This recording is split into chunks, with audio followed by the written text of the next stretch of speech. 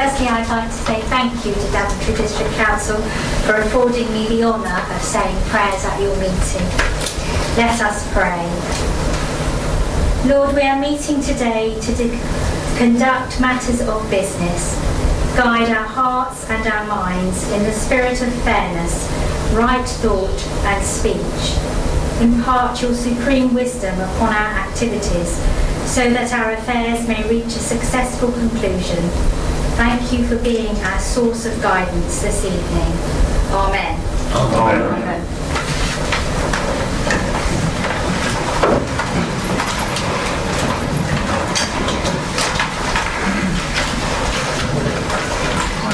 To item 2 minutes, so you'll have to give us 5 minutes to calculation.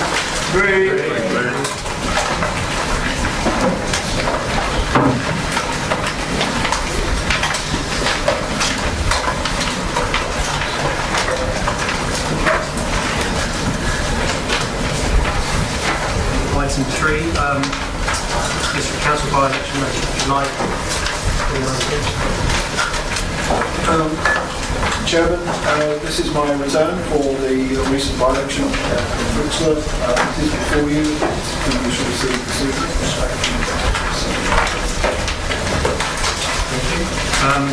Well, I'd like to say a very warm welcome to Councillor Harris. We now have a weekend.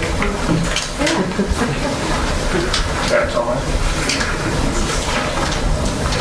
You should probably just repeat. Yes, Councillor John Shepherd, Stephen Dowd, Sienna Evans, Daventry, Ian Robertson, and Patrick Harper. Just repeat that, please. Councillor Shepherd, Councillor Stephen Dowd, Councillor Eden, Councillor Cribbin, Councillor Robertson, and Councillor Harper. Thank you. Agenda item 5, declaration of member interest.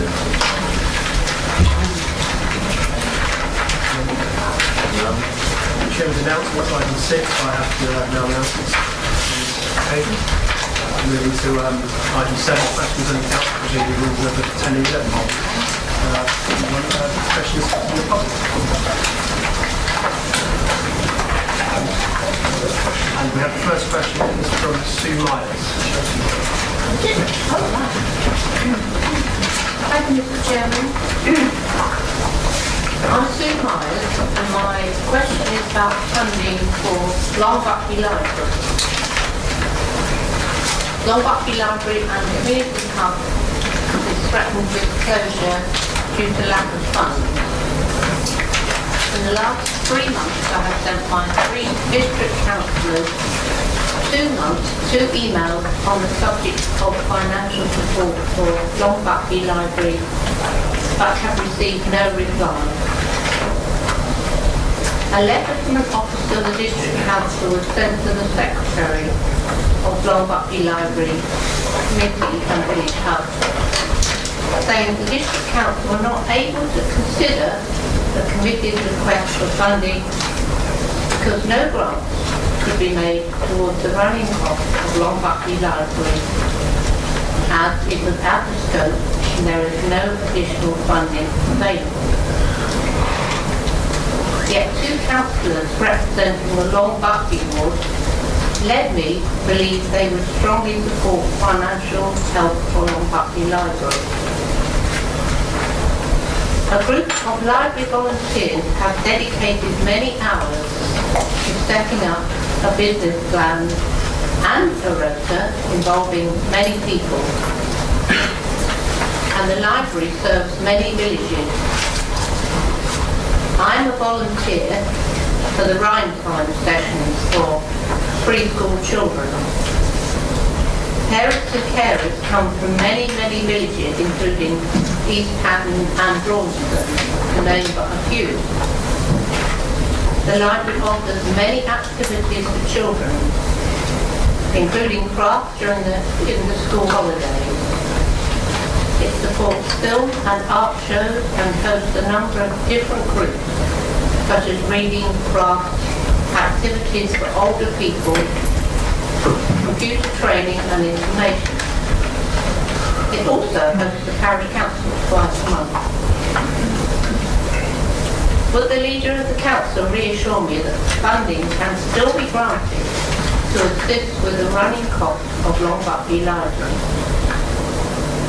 A suggested sum is for at least £18,000, which is the amount identified in the business plan of Long Buckley Library and Village Hub Committee towards the running costs for the library for 1 year.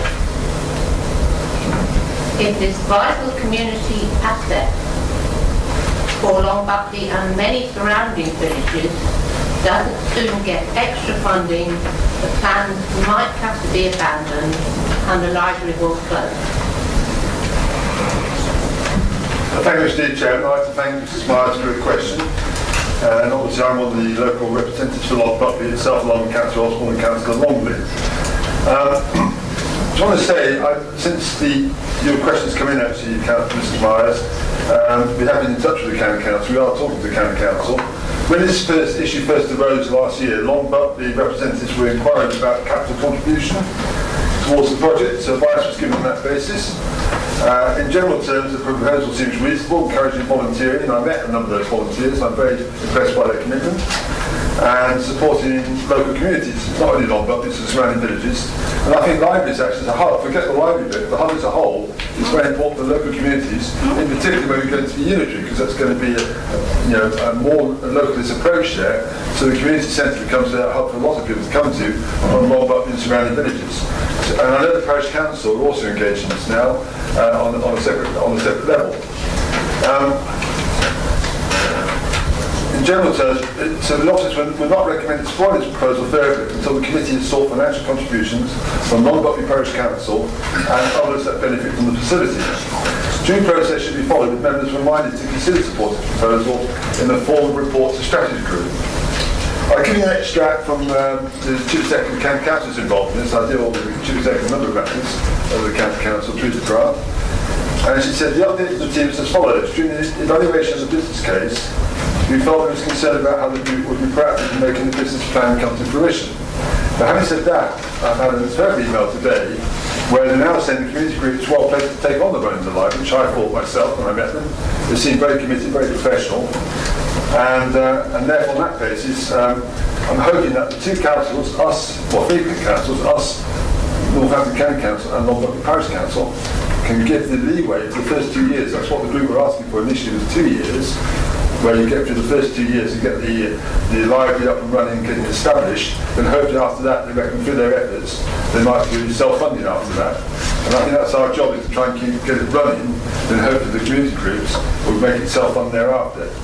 So I'm hoping that after this meeting, well not now, today, but that the three bodies can talk together and find a solution to this problem, because the amount of money involved isn't, in my view, that great. I've heard different sums, I prefer not to mention here, just to make sure those sums are right. But the sums of money involved are not that high, so I'm hoping moving forward together, we can find a solution to keep this library open. In the district as a whole, there's only one library I thought was at risk. It wasn't your library, it was another one in Malton. There's meetings taking place about that library. A totally different ball game altogether. But thank you for the question, Mr. Price. Second question from Alan Nate. Thank you, Mr. Chairman. Can I first congratulate the new council as well for doing this? My question may change a bit because it's on the unitary councils with the reshuffle. It may be a bit different with a new minister in place. The new proposed West Northamptonshire Unitary Authority consisting of Daventry District, Northampton Borough and South Northampton District did seem almost certain to be set up with the shadow authority elections next May. The proposals for the current county council divisions to be used as 3-member wards. Normally when a new authority sets up, the boundary commission will perform a review and create boundaries for the authority. In this case, for speed, the new authority will set up on existing boundaries, in which 16% of divisions have variances of higher than 10% from the average. And of the 7 divisions in Daventry District, one of these is 18% from the average. On top of this, there are wards that do not reflect local geography, such as Portsmouth and Crick, which contains several of the villages, but also bits of Daventry, Newmore Estate, and part of Ashby Fields as well. On top of this, the 3-member wards can be confusing to the electorate, as they have 3 points of contact rather than just one. And also, you can end up when there's 3 members in an area. One can end up doing all the work, and the others just piggyback on them for doing a good job. Does the leader of the authority, does the leader of the council not agree that we should start a new authority with boundaries which makes more sense to the citizens of the new authority? Thank you. Thank you, Chairman. Well, first of all, I want to join Mr. Nave in congratulating Councillor Harris, we now call him, on his success in Brits, the village I live in, of course. Even though I didn't vote for him personally. But I just want to thank you. So thank you for the question, Mr. Nave. I just want to say, actually, it's interesting this, because obviously we have I'm a part of a 3-member ward already. And you mentioned in your question, which I think you read out about the member who didn't turn up for 6 months, in which case you've got 2 other members, you can cover that absence. In a single-member ward, the member doesn't turn up for 6 months, you've got no proper representation in that ward, but I hope that only happens in a rare occasion. The issue here is the government has dictated that we start off with 3-member wards, and that's common in Buckinghamshire, where they're looking at the same process. And of course, what will happen after the shadow elections next year, when in the west of the county, our part, 93 councillors will be elected to the shadow authority, and following that, then in the first 5-year term, because that's what it means, a shadow for 1 year, and then after that 4 years of the actual council up and running, from the 1st of April 2021, then during that period then, the Boundary Commission will come in and do a full review, and that's when I expect the boundaries will change. And I can't tell you what they'll change to, because that's their decide, and that's always been the way. We don't decide locally, we have input into it, and therefore we always try and advise what we believe is best for the local area, and sometimes we get listened to and sometimes we don't. That's the way it's going to work. So I think after next year, once the shadows form, and then we have that 4 or 5 year period, the Boundary Commission will come at some stage, and therefore who knows what the outcome of that will be. I have to say, I think the most important thing during the 3-member ward or 2-member ward or 1-member ward is that local councillors do their best to represent their area, and that's why we found generally in this council that members will stand up and be counted, whichever party they represent, to actually represent their patch, and that's the way it should be. That's why you get elected. Discussions with civil service indicate they do not consider this a sufficient time for the boundary review before we have the elections next year, which is why it's actually going to take place in the next 5 years. And that's in common in Buckinghamshire and elsewhere where they have these unitaries set up. Because remember here, we didn't ask for this, because obviously often unitaries are formed as a common desire to have a unitary. Of course, in this case, as everyone knows, this has been forced upon us. We're doing our very best to make sure our citizens get the best deal they can out of the final outcome. Thank you, Chairman. Third question from Chris Breaches. So, just like I did when I spoke to the county council, I'm going to start by saying we've all been complicit in our response to the climate crisis. On some level, we're all climate deniers. It's easy to go about our daily lives without taking in the true gravity of the situation we're in, but it's scary. And that's why so many young people have been vocal about this issue. It's our futures that are at stake. Every single day, 150 species of plants and animals go extinct. Many seem to forget that humans are on that list. The UN Secretary General said that we only have till the end of this year to change things around from emissions accelerating, like they have been for the past couple of decades, to emissions decelerating. That's why it's absolutely imperative that we act now. If we're to wait until we transfer to the unitary authorities, it may already be too late. I understand that most of you here are Conservatives who will be concerned about the costs, but this issue won't go away. The longer you leave it, the more expensive it will get. The biggest threat to humanity at the minute is thinking that someone else will do something about it. So now move on to my questions. The Leader of the Council, Mr. Chris Miller. On the 1st of May, Parliament declared a climate emergency. On 20th of June, Northamptonshire County Council declared a climate emergency. Why, in blatant disregard to all the facts, did this council water down the motion put forward by Councillor Ritchie at the last meeting, and why have you not declared a climate emergency? This issue is beyond politics, it affects us all. I think I was leaving Mr. Richards for a question and statement there. Well, this council did discuss at the last council meeting a couple of months ago, and I've actually sent a copy of the extract from those minutes to. Are you part of the?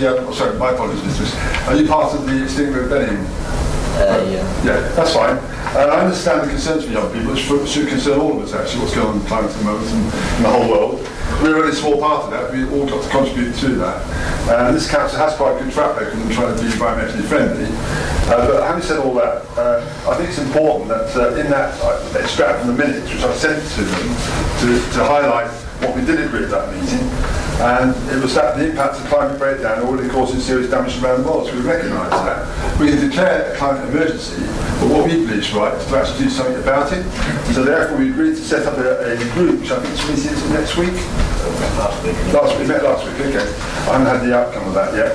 Where it's a joint party group, where they're going to look at a number of items on this and actually try and see what we can do to further improve our environmental, what we can do to help the climate and help the planet as a whole before we actually go down any further routes. The task panel should investigate whether the DDC is doing all it can to minimise its impact upon the environment and examine how DDC through its actions can provide leadership to local commitments and communities in seeking ways of reducing harmful emissions. That's what we can try and do. A scoping document for the task panel has been agreed by the Street Improvement Committee chaired by Councillor Adam Brown, and it is suspected the final report will be presented to this council in November. So I think there, you see, rather than just stating that we have a climate emergency, we're actually trying to take action to see what this council can do to do its bit towards trying to solve the problem. And when it comes to November, through you, Chairman, we'll actually come back to the recommendations of that panel and we see where you are there. So you may be very welcome to come back then and see what the outcome is. Thank you, Steve. Thank you, Chairman. And then moving to the fourth question from Colin Paul. Thank you, Chairman, and congratulations in your appointment. Also, thanks for reading out my letter from the last full council regarding the lack of information regarding Unitary, and I thank you for the subsequent press release on the subject. As you would expect, I would have read the council documents. I am totally amazed by the various comments regarding the town centre development. I would assume that the extension of the boundary would include the conservation area. I read with interest Councillor Ritchie's comments regarding the new vision to include all demographic groups, which implies that the Labour vision did not do so. Obviously, with the prospect of a new vision coming forward, their vision will be redundant. I'm impressed with the progress of Mulberry Place development. However, it will contain a cinema and a water feature, the former requested by Labour's vision, the latter being suggested by their leader on many occasions. Yet the planned development was voted against by the Labour group. The District Council are throwing money around like it's going out of fashion. May I respectfully suggest some of which could be spent in the town centre. Firstly, the former St John's Ambulance stroke mosque should be immediately demolished and landscaped. Secondly, the bus shelters in New Street are a disgrace and should be replaced. Will the leader give an update on the position regarding Churchfields? Have Barracks and Christchurch College given up on the plan? And as a supplementary, Chairman, if that may, what is the advent of Unitary now that Brokenshire has moved? Sorry, you learned that last bit? No. No, thank you. Well, thank you, Mr. Paul. You had a number of questions saying you're trying to get an extra one, which reminds me of the old days when you were here. So that doesn't surprise me. Mr. Paul, the council has continued to be proactive in supporting Daventry Town Centre, as you're well aware, for many, many years, with its policies, plans and investments. The council has enabled significant multi-million-pound elements to the previous town centre vision. I mentioned there the retail park icon, former UTC, Hill School, to name a few, to be delivered in a challenging economic time, and those economic times are really challenging at the moment due to the current impasse on Brexit, so hopefully that will change in the months ahead. And assemble the land for all the sites. So as you'll be aware in your previous role here, Mr. Paul, we've assembled a lot of land in Daventry Town and near the centre to actually deliver for the future of a larger town. Regrettably, the economic conditions have delayed the delivery of sites 1 and 5, and that's nothing to do with this council, it's just the general economic position. Caused the council's private sector partners to withdraw, the big one of course, you know about Henry Booth. However, the council is committed to delivering the leisure scheme on site 1, to which you refer. It's progressing well, with enabling work starting on site. The council recognise that times have changed, hence the new vision proposed to map out a cohesive plan to help secure a sustainable future for the town centre.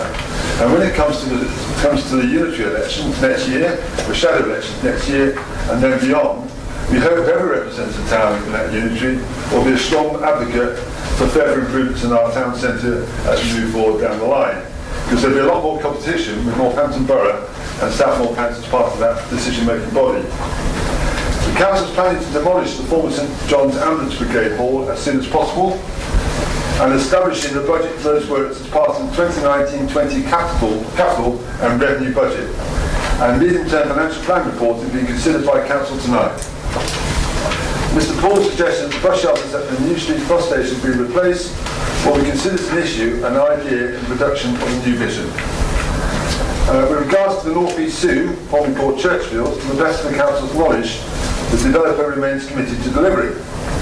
And this is, as you know yourself, Mr. Paul, we have frustrations by sometimes developers work at their pace, not the pace we like them to work at, but obviously to be fair to them, those guys and take the risk and make the money or don't make the money.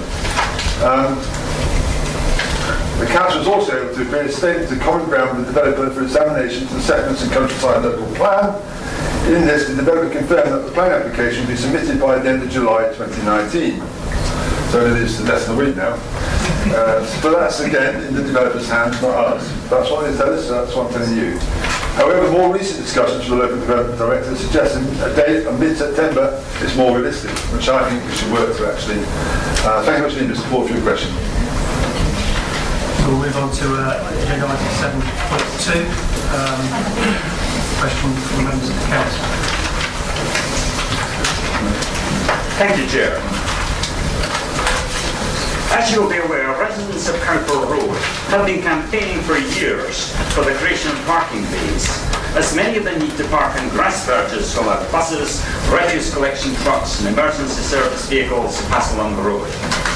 You will recall that they were strongly supported in this by the former Councillor Chris Long, then by Councillor Bowker acting as the County Councillor for the area, and by myself. Residents were delighted when the Scrutiny Improvement Committee's task panel on parking recommended in February that DDC ask NCC to install grass concrete to facilitate parking without losing the greenness of the area. This recommendation was subsequently accepted by the strategy group and the council, with the leader of the council updated on progress towards having grass concrete parking bays created in Cowper Road. Thank you, Chairman. On your question, Councillor Ritchie, I did actually chase this matter up, and I have had a response from the County Council which says, I'll read it out to you. They state it's not NCC policy to allow residential parking of the type suggested, and it does not fund the construction of parking bays for use by private individuals adjacent to their own properties. That's the response we had from the County Council.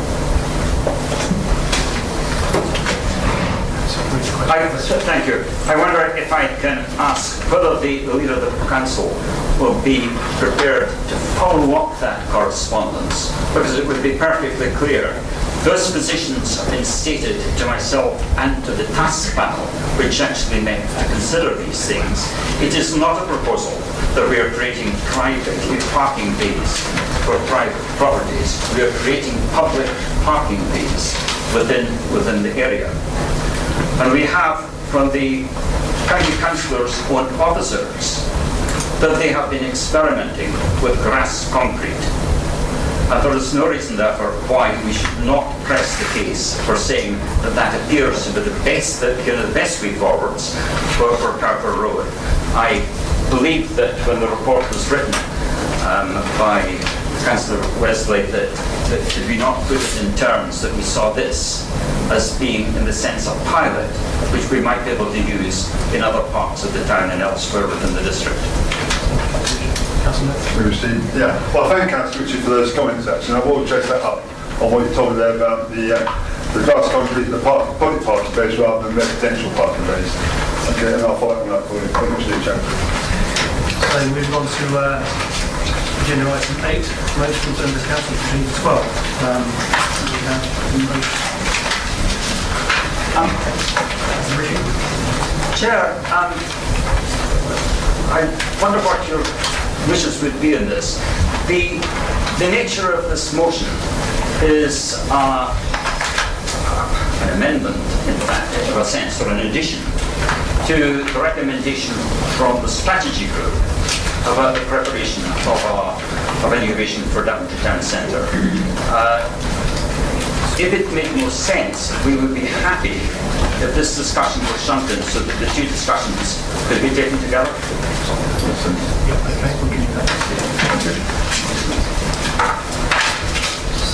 Moving on to agenda item 8.2. Thank you, Chair. Live streaming of meetings. In its vision to develop a better district, this council committed itself to communicating honestly and openly with customers and colleagues at all times. The live broadcast of public meetings would significantly enhance the council's ability to achieve this. This council recognises that the internet is where significant numbers of people get their information. 60% of adults have a smartphone and 80% of homes have internet access, and notes that DDC has over 3,000 followers on Twitter and over 600 on Facebook. Notes that DDC often struggles to engage people in local democracy. The average turnout at local elections in this district is often around 30%.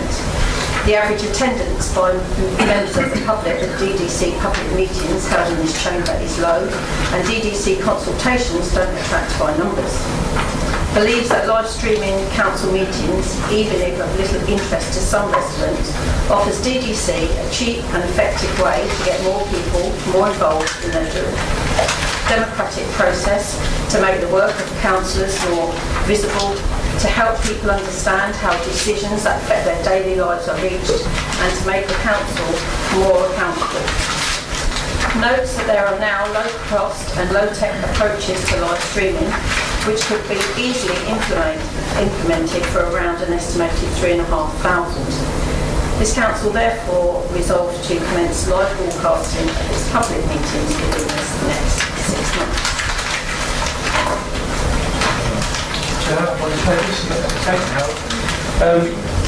First of all, I'd just like to give you some facts, Councillor Randall. We've actually stated that there's approximately 3,000 followers on Twitter. That's 5,500 followers on DDC on Twitter.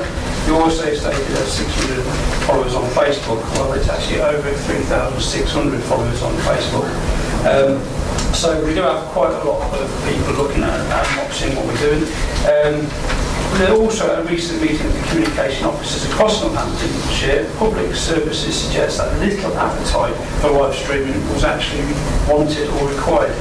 When we looked at this back in 2014, the cost at that particular time was about £20,000 for the system, and with the updating of the existing audio system we have here, it was another £20,000. Now, my concerns with this is I'm not particularly happy about spending that amount of money on updating it.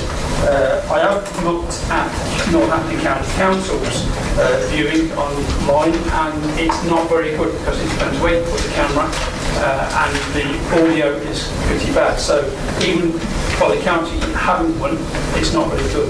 So my suggestion would be, I would prefer if it hadn't deferred this, because what I would like to have done, I would like to have contacted the borough and the South Northampton and go to them and ask them what they are doing for unitary, because whatever system we put in place, I don't think it will probably want to be carried on. The other two councils are actually looking into it. So if we can't defer this now, then I wouldn't be able to support it, but I would have preferred to the other two councils actually find out what they did prior to this. So at the moment I can't support it in the motion that it is at the moment. Yeah, thank you. I think it's spot on. I think this should have been ages ago. Whether there's a great demand for this type of thing or not, you know, we are in the modern age now, and we should be live streaming our meetings. I don't think we're in the right position now. You know, we can put the investment in, but is this chamber ever going to be used? So I think this is certainly something for Unitary, and those people that get selected and elected to represent the new Unitary, I'm sure this will be on the agenda to ensure we have it from the get-go.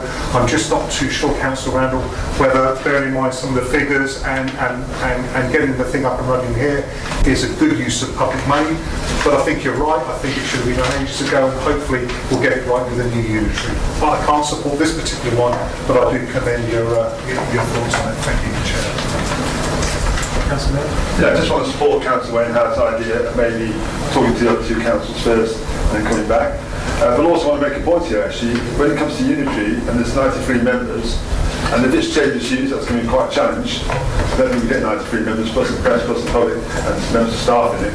So again, you've got to think about the future in terms of how much we're spending money on a chamber now, which may not be used in a year and a half's time. Thank you. Councillor Richards.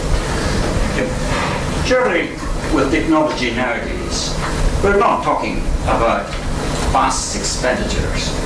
We're talking about relatively simple equipment. A lot of members might actually have the equipment themselves, but things that we can very, very easily use, things that if this council had, or so many other applications that this council could use it for, in making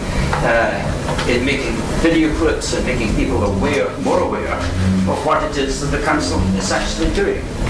I can't see any reason for actually not moving ahead. By all means, in doing so, let's actually talk and see what others are doing. I just can't think of any reason why we should not do this. We're not suggesting that we are going to be creating programs that are going to be rivaling the television soaps. We don't expect that there are going to be huge numbers that are going to sit down.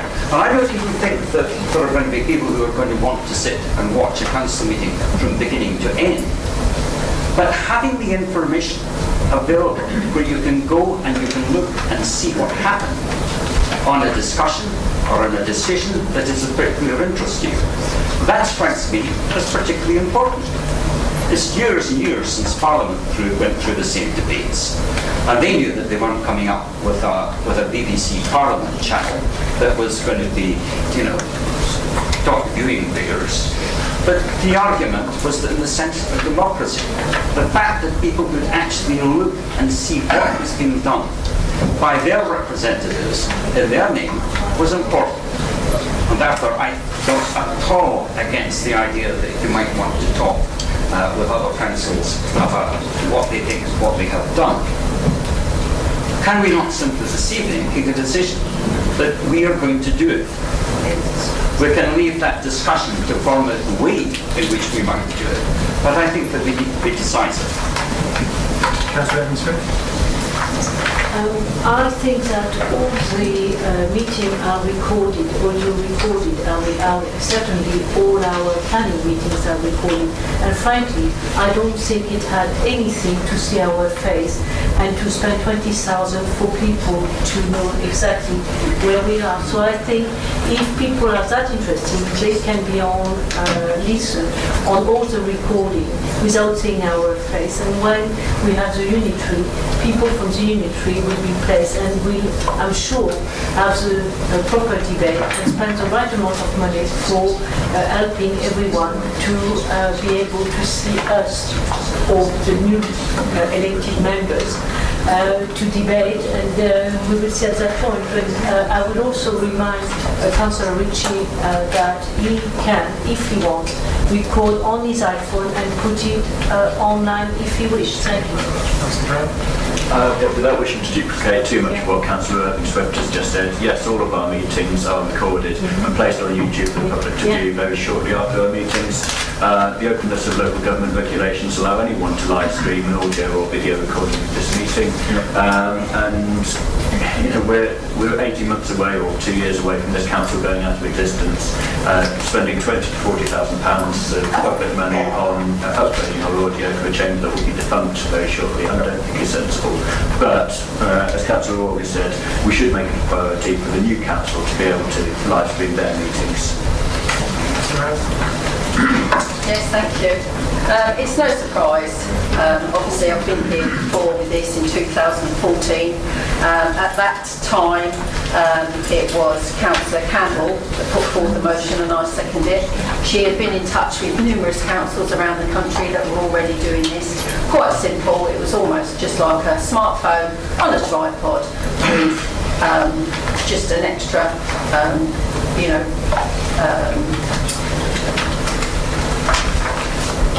I can't remember all the words now. Like amplifier, something like that. The one that I got the price for was actually to have individual mics on the desks. That's why the price is at £3,500. So 20,000, I've got absolutely no idea where these sort of figures come from. The motion was put in 10 days ago, and in that time I would have thought that Councillor Howard would have been able to get in touch with a couple of councils and got a few prices, so when he comes to the meeting this evening he would have actually been able to come with a bit more accurate figure. But no, that's fine. If this doesn't go ahead this evening, then we should try it next meeting, or just set up on a tripod. And I'm quite happy, I'll just put my phone up there and screen it. But I think, that we haven't had elections. It would have been an ideal opportunity for people to actually see how their councillor represents them at meetings. And maybe that is what you fear. Because the time I've been councillor, there have been many people in this chamber that hardly ever speak. So maybe they would not get elected. Maybe that is what you fear. If there's nothing to fear, I just can't understand why you wouldn't even agree to move forward, but put a figure on it, and if it was over that figure, then you'd squash it. But actually, I would have thought that you would all want to look at this. I just cannot understand. I couldn't understand in 2014, and I really can't understand, 5 years on, why you're still totally against this. It's just ludicrous. I don't know if any of you have actually listened to the recordings on YouTube. It is diabolical. You can hardly hear what people say. All you hear is rustling of papers.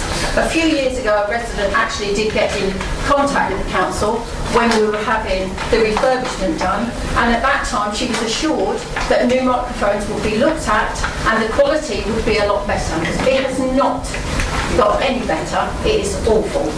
And when people from our district is 250 square miles, and when you're looking at planning meetings here, a lot of people can't get it for 6:15, but they actually might want to see and hear, not just hear, but actually want to see how their council is representing them. So I'm very sorry if you decide to go against the motion, which sounds like you are. But next meeting, if you are, if you're happy, I'll bring a tripod and I'll just set up the phone, and hopefully it'll get some good quality and I can live stream it. Thank you, Chairman. Okay, so I think we've discussed that very well. So all those for the motion? And those against?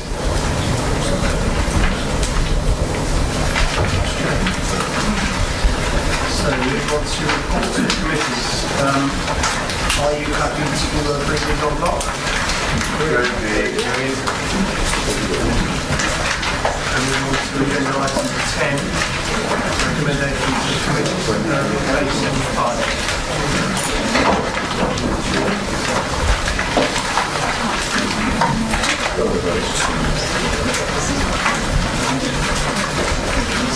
Okay, so first item, SG 29/19/01.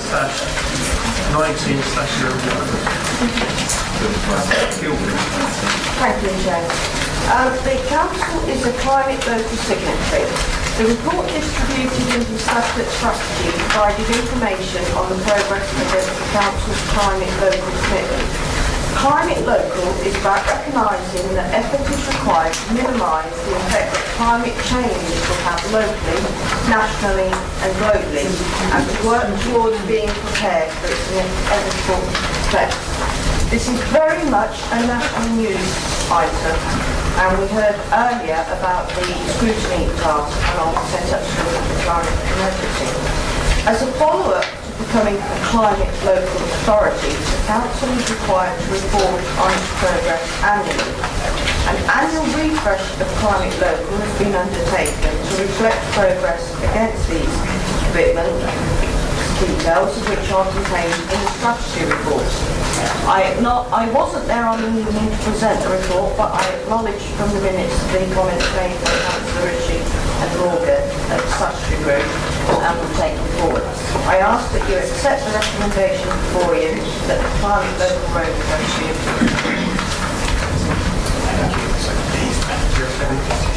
Have a second in chair, and thank you for placing those boards, those comments in the strategy group.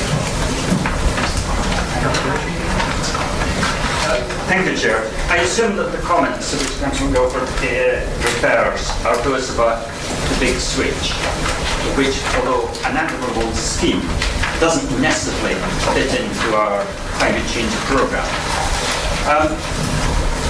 I would just like to make another couple of points on the update.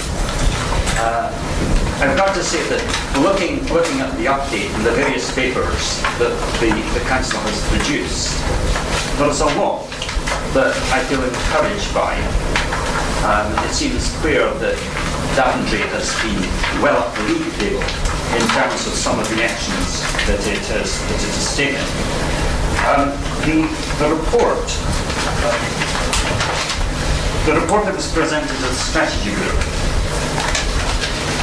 refers to a huge progress that has been made in reducing total carbon emissions. The reduction claims to be 54%, comparing 2017-18 with the baseline of 2008-2009. I'd be grateful if officers could actually check their facts on that. It's clear from the figures that appear in the greenhouse gases emissions report that the Council has produced that there has been a very sizable reduction in emissions within, at least applying to the activities of the District Council, and that is very, very welcome. But 54% as a reduction appears to be based on the figures that appear at the bottom of various columns. The column for 2017-18 does not at that stage have the data for a group of activities. It appears the activities around about the Norse contract. That would of course make a big, it would make a big difference. I'm not arguing that the performance has not been good. All I'm arguing is that let's actually be accurate, because the performance isn't quite as good as stated here.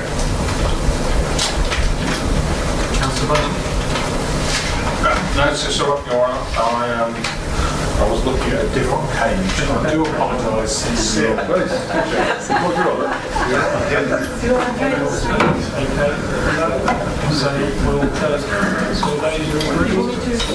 sorry, would you like to respond?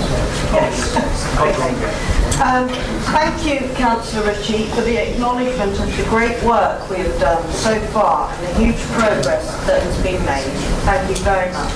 I will get the officer to check the facts and ask for any information to be circulated, but please ask that this recommendation is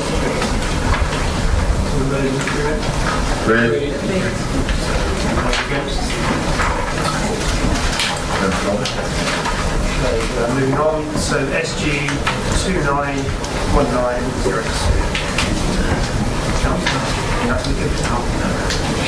Thank you, Chair. You have before you a recommendation to seek approval to consult regarding the location of a new cemetery for Daventry Town and to create a revenue budget of £100,000 to enable initial work. There is currently an active cemetery for Daventry Town at Welton Road, Daventry. However, an assessment has estimated the capacity for Welton will be fully used within the next 2 to 3 years. Whilst there is no statutory duty to provide a new cemetery for the residents of Daventry Town, it is desirable to do so that the needs of those who prefer burial are catered for locally. Given the length of time that is needed to develop and prepare a new cemetery site, there is a need to proceed with the preparation of a new cemetery now. The report presented at strategy detailed why we should continue to provide a cemetery and why it is therefore considered that pragmatically this council will need to take forward provision of a new cemetery for Daventry Town, at least for the present. The report also detailed if circumstances were to change and Daventry Town Council were willing and able to take the project forward. The strategy report details potential sites and their suitability factors shown in figures 1 and briefly outlined in table 1. This is not to suggest that no other sites are possible, but to avoid presenting a confusing array of sites. As part of the consultation, no doubt, other sites may well be suggested. Again, the intention in consultation would be to allow people, and we talked earlier about how important it is to go out to consultation to make suggestions of what they want in our district. So in conclusion, the cemetery serving Daventry Town is approaching the end of its capacity. Pragmatically, we need to start work on this now to take it forward due to the time needed and the sensitivity of the project. It is therefore my suggestion to you that you approve the representation before you to go out to consultation and approve the budget. Thank you. Chair, just to clarify, the consultation is a resolved item from strategy group. It's simply the budget which has been passed on this meeting. Do we have a second? I have a second. Councillor Wesley, do you want to speak? Thank you, Chair. I really welcome movement on going forward, looking at cemetery in Daventry. It is long overdue. Just want to be clear though, and just on the consultation process, that people aren't sort of led down a garden path, because of course there's all sorts of factors that are going to be that are going to sit around the appropriate siting of the cemetery, and I think it should be made really, really clear that even if the majority of people want it in a particular place, it may not be possible to put it there, along with their own suggestions. But I do think that's important when we're actually consulting with people, that they do understand that it's not going to be right. I just think we've maybe gone around it the wrong way round, really, because I would have thought that actually you would have wanted to have a specialist to identify the sites that were suitable before we went out to consultation. And as like Councillor Wesley said, there have been sites identified already, but they may not be suitable. So, you know, I really don't understand why we've gone about it that way round. Councillor McElroy. Thank you, Mr. Chair. There's an aspect of this report I don't entirely understand, and I appreciate some clarification. I don't understand why it is that if this council has no statutory obligation to provide cemeteries, we're proposing to spend up to £1.5 million for a cemetery, potentially, for Daventry Town, whereas we don't provide any cemeteries across the rural parts of this district. In those areas, they are provided by the parish councils without supposedly assistance from this council. Yet in the Daventry Town, the parish council, in inverted commas, namely the town council, doesn't seem to be required to do it, and we do it instead. Is there a case of inequity there? In response to those questions, first of all, this is a consultation, and yes, with any consultation BBC does, there's always a full business case produced to decide whether to take things forward. So that hopefully should alleviate your queries. I understand what you're saying about the specialist to identify sites suitable, but we also talked earlier, and you particularly, about how important it is to consult people and to engage people. So to consult them first, we are trying to engage the public as soon as possible and allowing them into the decision-making process as to just presenting them with sites. So it's about taking people with us. And And yes, there's no statutory obligation, but we currently provide a cemetery. To no longer provide a cemetery is withdrawing the service from this council. And again, the issues highlighted by yourself will, I'm sure, be all part of a business case as to whether we should go forward. So this is purely consultation at the moment. We're not making a decision, and more information will be presented as we go through the process. Okay, so those in favour, so those in agreement? Agreed. Those against? On to SG 31/19/01. Thank you, Chair. This is my area. When we had the strategy group, we had one recommendation, which is in front of you this evening. This relates to pension issues and outsourced contracts. We had a component which was resolved, two items which were resolved. I'll quickly recap on the items that were resolved at that meeting, because it's about consultation. Essentially was flaws in regulations of the government relating to pensions, which mean that we've been potentially hit with a £6.5 million bill. So at that point we resolved to actually respond to the consultation document that the government put out, and also write to our local MPs to reinforce our position. So that would have already taken place, or be in the process of taking place. What we're asking for this evening is what actually essentially would have related to the pink paper in terms of the amount of money, which is really about funding for the conduct of legal action to defend our case against EMS. So this all relates to that period when they were operating the contract with us, and we believe we have a case. In any event, we have to defend ourselves in the pension pot. Essentially, we believe that EMS feel they have an entitlement of £6.5 million from the pension which they'll claim from Northampton County Council, which obviously relates to Northampton Borough Council and Daventry District Council. And the impact of this potentially would be a loss of the pension fund, affecting the residents ultimately of DBC and Northampton Borough Council. So basically it's a sizable amount they're claiming in terms of £6.5 million, and we're requesting money to be able to defend ourselves against that claim. Thank you, Chair. Do you want to second it? I'm happy to second that motion.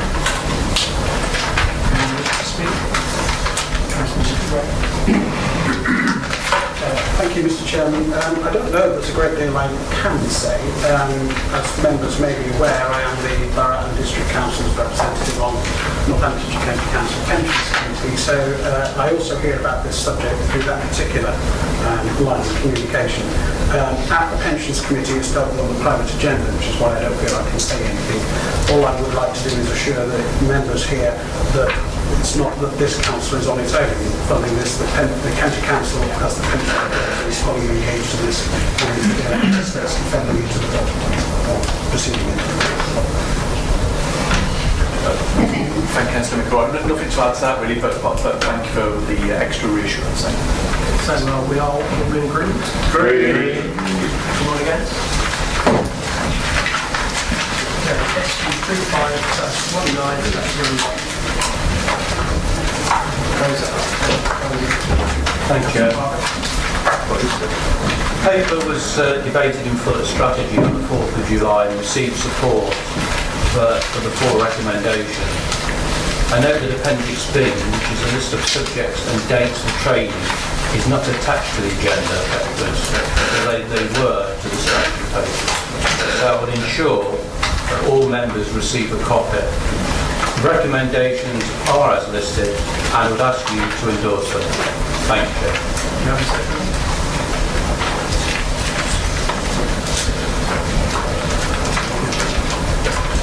Anybody wish to speak? Those in agreement? Agreed. We want to SG 35/19/02. Mr. Chairman, yes, this was discussed at strategy group. It's basically some changes have been made to the corporate strategic plan relating matters anticipated for the local government reform in Northamptonshire. Obviously, the people, all members get the statutory papers through email anyway, but obviously, I guess not everyone would have read them. There's nothing major in there, it's just technical detail, and obviously I put forward to the council to agree. Thank you. Have a second? Yeah. Do you speak? All in agreement? Agreed.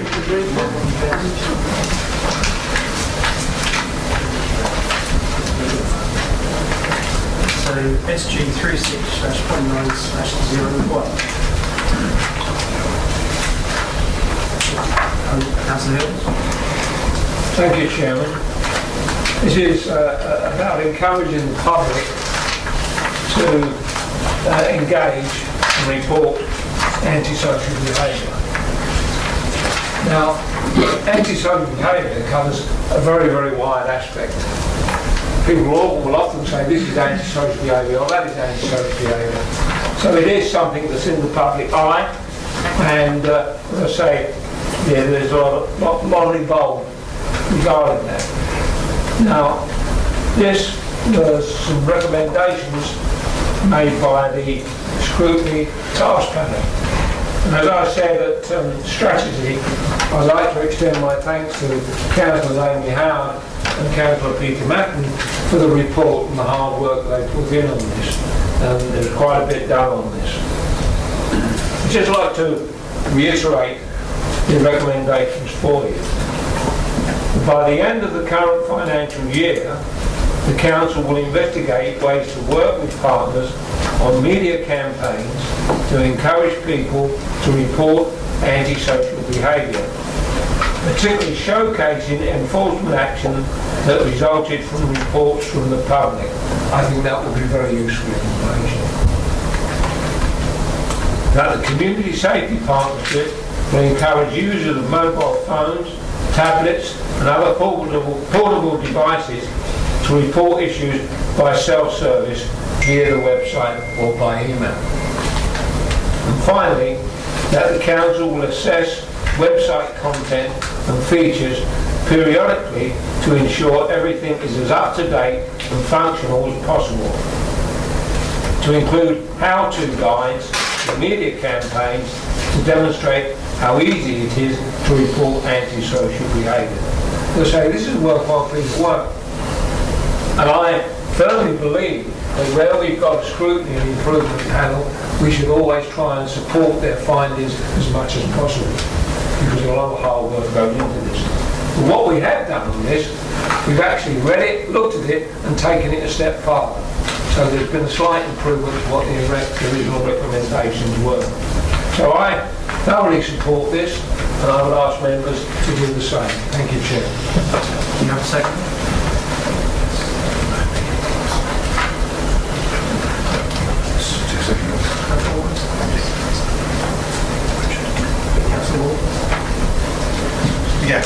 Yeah, thank you. I do welcome anything to do with keeping our community safe, but just the encouraging the reporting of antisocial behaviour and finding easy ways to do it is not the whole story. The story is having trust and confidence in our local enforcement agencies, not just the police, but that could be the local council as well. So what I hope that we can do is to ensure that as we move these type of projects forward and initiatives forward, that we do it with the understanding that the police and other enforcement agencies need to come along with us, because the danger is if we keep reporting and nothing gets done about those reports, then we actually lose trust and confidence in our processes and systems to tackle antisocial behaviour.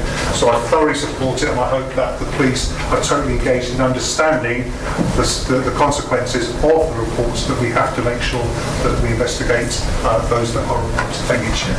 Councillor Randall. Yes, thank you, Chair. I did say at strategy that I had put this out on social media, asking people how easy they found it to report and did they know where to report things to, and a high number didn't. Some people reported to their housing association and nothing was done, so they just left it and they're living the lives of misery, didn't know where else to go. Some people have reported different things to the police, nothing's been taken up. So they've got to the point where now where they've just said, what's the point, we just don't bother. And it was just such a shame to hear that so many people were just saying, we don't bother, you know, we get things taken from the garden, somebody tries to, you know, what's the point, call the police, nobody turns up, you know, and it was, you know, I know everybody is hard pushed and, you know, especially the police, but to hear that the public actually, that is how, you know, a lot of the public feel, it's just sad. And I did also say that if somebody makes a phone call into the council and it isn't a council related, are they just directed somewhere else, or, you know, or how does it all piece together? You know, sometimes it takes a lot of courage for somebody to pick up the phone to report something, and if they're told, you know, that it's not, you know, going to phone somebody else, or I don't know. I just feel that it's just the numbers are down, not because of crime is down. I think people have just lost that faith in organisations, and I just feel that a lot of people just feel totally let down. Thank you, Chair. Yeah, thank you, Chairman. I think Councillor Randall makes a very, very important point here that, you know, a lot of people do at the moment find it difficult to report these issues and know where to go. So effectively that is actually a ringing endorsement of the work that Councillor Howard has done, which addresses this very real need to have that easier solution for people to report the problem. Councillor Howard has clearly identified a need, particularly across Daventry town, and she's come up with some really workable solutions, and so I commend her work on scrutiny improvement and that of her fellow task panel members. Yeah, I'd just like to come back on a couple of these comments. I thank Councillor Auger for his comments. It says the Community Safety Partnership will encourage users. Well, the Community Safety Partnership does have other agencies that are part of this, and when they get together, when we have our meetings, they're reviewed, and also the reports from the various joint action groups. So I feel that this will play an important part in that. And I certainly echo what Councillor Brown said. We're trying to encourage the public and get them to report more. And in doing this, the council, hopefully, that we will get more reports. I don't think we need to cast doom and gloom on this report, which it seems to me as though we were trying to do, because yes, there's always people who say, I never knew anything about that, that will always happen, that will always be the case. But let's encourage people to report this. We will then see whether the drop in anti-social behaviour is correct, because it is showing in many, many areas that it is a drop in figures, that it is being tackled better and covered better. But let's get on with this. Let's get it approved by the council, and let's see where we go from there. Because you can always come back to scrutiny in a year or so's time to see where we're going from there. So I'm all for moving this forward, because I think it's a positive step forward. So I ask everybody to support it. Agreed. Against? Agreed. Agreed. And any against? No. Moving on to SG 37/19/01.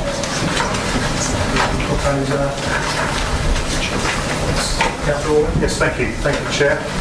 The Food Standards Agency and the Health and Safety Executive have issued statutory instructions to local authorities.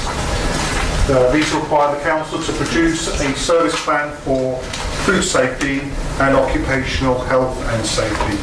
So there are some significant changes to the some minor changes to 2018-2019 plan. There's an emphasis on working place well-being, which needs to be supported. There's a removal of the liquefied petroleum gas as a national priority, and additional to a national priority is the inflatable amusement devices. We will be aware of some of those tragic disasters involved in there. So there aren't any great changes, just a few minor tinkers here. I'm sure our members have had a chance to review it, and so I ask the Council approve the Food Service Plan and Health and Safety Service Plan for the year 1st of April 2019 to the 31st of March 2020. Thank you, Chair. Chair, 1 second, please. Actually, we've seen, Councillor Olga, cases of the sheep being slaughtered and the implications getting to food chains on there as well. Is that also something might come into the scope here about keeping extra eyes on that or any kind of campaigns, etc., to avoid these kind of meats getting into the food chain? Any thoughts on that? All right, I'm sure the officer could help us with some of the technical detail on food contamination. Chair, if I might. Thank you, Chairman. Yeah, we're a community safety partnership and colleagues in the environmental health team are well aware and working with partners in relation to there have been 4 quite major instances across the rural areas to do with sheep rustling and other issues. There's been rural events and we are working in partnership and keeping an eye out for the relevant intel to take action against that because it's important that we can log that as it goes into the food chain. When an animal is born on a farm, from the minute it comes to light to the minute it ends up on somebody's plate, it's trackable, and that's what our inspectors go out and check. So it is, we can be a key part with the trading standards in tackling any illegal meat that ends up in the market.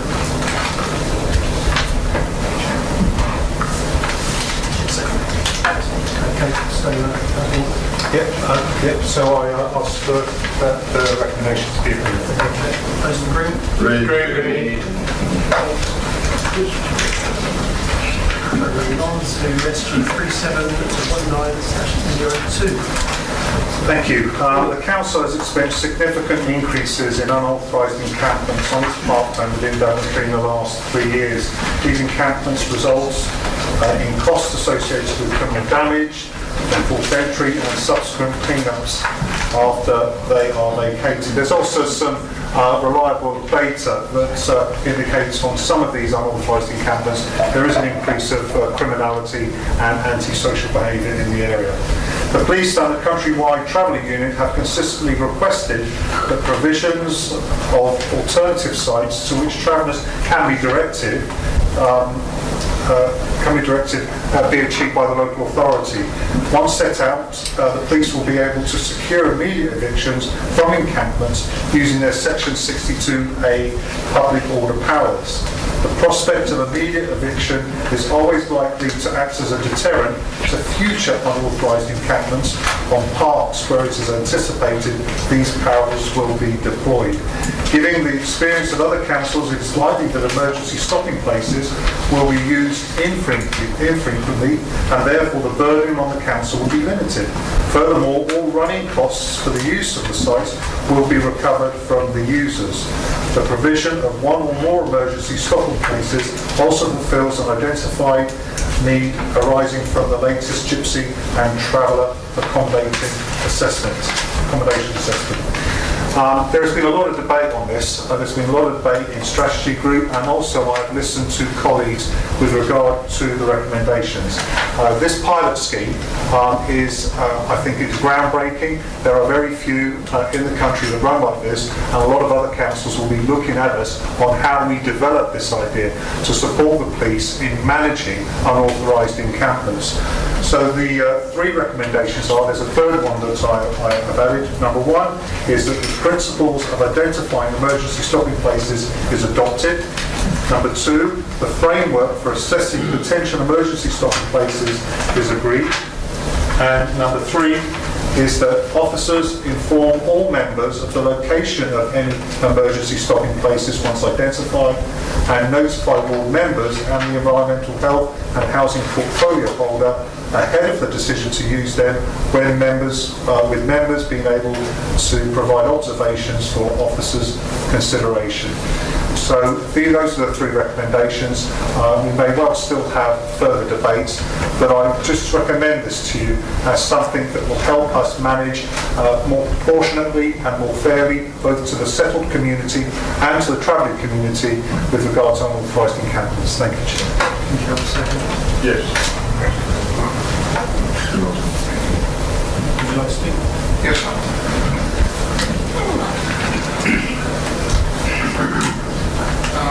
There's another gentleman has his hand up, Chairman. Yeah, I fully support this, Chairman. One of the problems with travellers that have been in the past is when they go, they leave a load of rubbish and mess and problems behind. And somebody has to clean this mess and rubbish up, and it costs money as well. This is great because they have to pay for this. When they go to this site, when there's a water bowser there, where there's skips there, where there's facilities there, whatever the facilities are, they have to be paid for. And they have to be paid for by the travellers. So let's say you have a site perhaps with 10 caravans that have to be moved onto a particular site. And let's say they had a few problems that had to be visited by people and they're there for a week. It could be expected that they could pay up to £1,000 for that. So is it no wonder that in Warwickshire, where it takes place, where they're trying it out, that these sites aren't used? They're not used because the travellers don't want to pay, do they? They get to know where the sites are. As soon as they know where the sites are, they're not going to pay for that. They're going to go somewhere else. So, yes, it's great. We can get rid of the travellers off unauthorised sites. We have because we have these emergency stopping places, so I'll fully support this and ask the council to do so as well. Thank you, Chairman. This is not a new problem. We've known about it for years. We've just decided not to do anything about it. When I was involved in helping to draw up the Joint Core Strategy for West Northamptonshire, I kept mentioning that we really ought to consider including the provision of temporary stopping places for gypsies and travellers, and it never got looked at simply because it was unpopular, I guess. I welcome very much the initiative shown by our colleague in this principle, the framework which we're being asked to support, because it does make it clear how this should be dealt with. And as Councillor Osborne has just pointed out, that it would be cost neutral to this authority because the people who use these places would be expected to pay for them. And they know that up front, and as has been suggested, experience elsewhere shows that they choose not to do that, but to move out of the area altogether. So yes, please support this so that we can get it done and show everybody that we are taking seriously the potential problems of unauthorised encampments and that we're supporting the police in doing something about it. Thank you, Chairman. Yeah, totally support this. I felt that it's something we should have done, again a long time ago, and also put more money into stopping people going on certain sites. So yeah, really welcome this. The only question that I have got is if they do get moved on and they do agree to go, who actually collects the money? And is somebody waiting there on the gate, or do they go around the next morning? So that's my question, Chairman. Thank you, Chairman. I think everybody would agree with the first recommendation of Council and Walker, and it makes eminent sense. And I think it's one the whole Council would support. I think the approach to have a framework is really important because it then gives us the chance to use this pilot to develop further actions within the district. And again, I think the whole Council would support that. I also welcome the third recommendation, which Councillor Orr has drafted following consultation with other members, and that is warmly welcomed. But if I may ask him in his reply, Chairman, just to touch on the communication plan for this approach, so that we understand that as well. Otherwise, I wholly support all three recommendations, Chair. Thank you. Councillor Evans. Yes, thank you, Chairman. As Councillor Chandler said, that stopping place where discussed when we set the local plan or the strategic plan for Northamptonshire. And what I would like is to have the assurance that when we become unitary, it's a pilot, and if the pilot works, we are going to see it and have the stopping place redistribute around the full unitary and not just in Daventry. Because if I remember correctly, we had a problem when a couple of years ago, when it's that each council needed to have a stopping place. If we become unitary, that obstacle will be lifted. So what I would like is the assurance that the stopping place, if they are successful, after will be reviewed and spread around the full unitary regional, or the South North End, Daventry and the borough. Thank you so much. Thank you, Mr. Chairman. I'm supportive of this. I think I am grateful to Councillor Auger for having listened to the various observations made to him and for putting forward his proposed amendment in the shape of recommendation 3, which I think considerably strengthens this particular case, and I'm happy to support it. I agree with the previous comments by Councillor Bunting and also with the observations from Councillor Randall.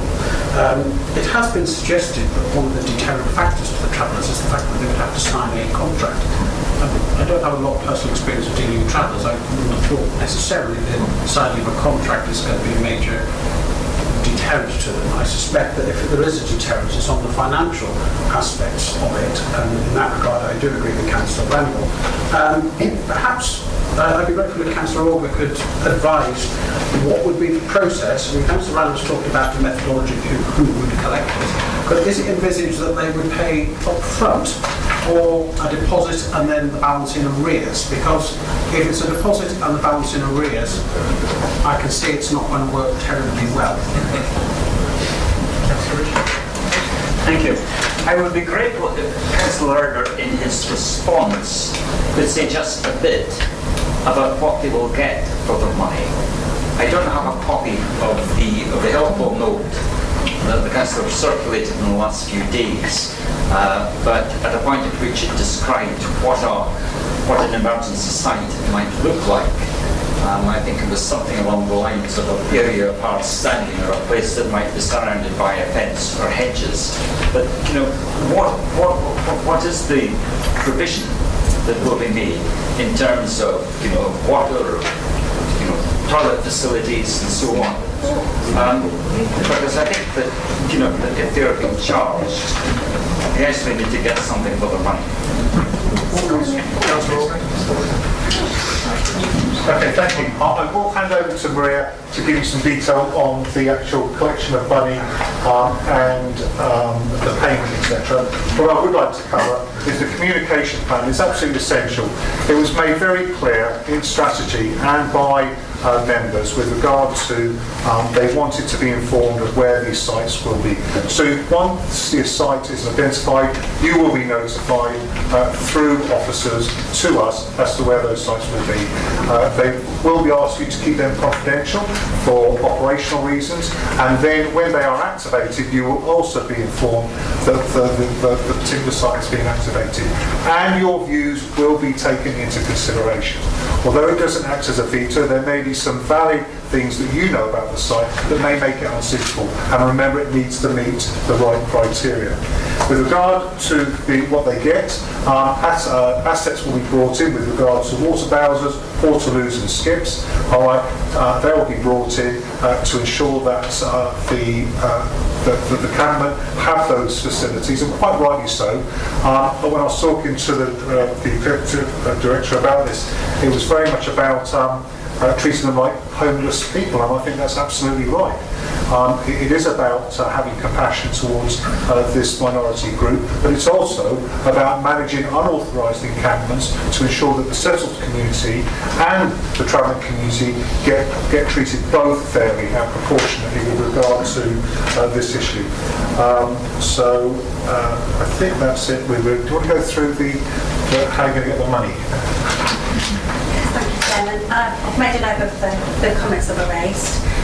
With regard to who collects the money, we would be anticipating following the sort of model that other councils have adopted, including Warwickshire, whereby you would take the money up front, enter into the agreement. That would be a physical contract, and in some cases other councils have done little films so that people fully understand what's expected of them and the rules in case there are literacy issues, and then they would be allowed onto the site. So the processes will be finalised over the coming weeks in the event that this proposal is approved. Following the pilot, in response to Councillor Irving Swift's question, yes, it is perfectly possible that this will be expandable to the whole unitary, the whole of the county, and we know from our discussions with colleagues elsewhere that this model is causing a great deal of interest from other parties, and it may have a much more broad appeal because it's very flexible and efficient and cost effective on paper anyway, so we'll see if that comes into practice. So I think I've almost covered Councillor Nicolai's comment. The deposit and rent up front would be the appropriate model, and that would be likely to be the deposit of more than a week's rent up front plus the week's rent up front, and it would have to be agreed several days before if there was a reason to extend. But from our research indicates that these sites are invariably not used for more than 2 weeks. Sometimes it's appropriate to negotiate some or all of the people in an emergency support base staying longer. For example, if they've got a family member in hospital or something like that. But that would be the exception, not the rule. And what travellers get for their money will very much depend on the circumstances of the group. So the charge is likely to be per vehicle and or per caravan that's pitched, depending on the size of the travelling group and their relative needs. There may be some options. So do you want, what kind of refuge collection arrangements are appropriate? But we will, depending on the sites used, will depend on the temporary thing brought in, because we will be creating a pop-up site to use for a short time, so that those travellers coming through our community have somewhere appropriate and safe, and they're not in a situation where they're at tension with the wider community. So it's a suitable site, and we'll be respectful of the needs of the travelling community and our local residents. I think I'll put that. So all speakers, then we'll go to the response and the vote. So we've got Captain Morgan. Thank you, Chair. This could well be one from Real Watch on my feet as well. Actually, this is, I do support this, and I like the idea of it being a pilot scenario so we can refine it, etc. The question I have actually is how we know if the pilot has been successful? What indicators are we looking for? And essentially, when we get to the end of the pilot period, how will we know to continue and how to continue? So what are we looking for in terms of success? Thank you. Councillor. Thank you, Mr. Chairman. I'm sorry, I didn't entirely understand the answer to my question from Maria. I heard the words, they're going to pay a deposit and the rent up front. So, am I correct in interpreting that as there is nothing to be paid in arrears? Because if there is, that won't happen. In which case, what is the deposit? Is that something on top of the rent to cover breakages, loss, theft, etc.? In which case, what are the mechanics for controlling that? I'll probably take them in reverse order. So, yes, entirely that we would anticipate having a sizable deposit and the rent up front for the week or whatever's agreed in the first instance, and then thereafter any weekly payments up front at an agreed place in an agreed manner. So yes, it would be up front that we wouldn't be working on any arrears. In terms of indicators, what does success look like in response to Councillor Morgan's question?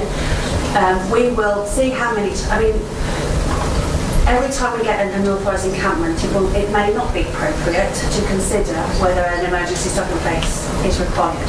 So we will be monitoring what happens in our district going forward as we do now.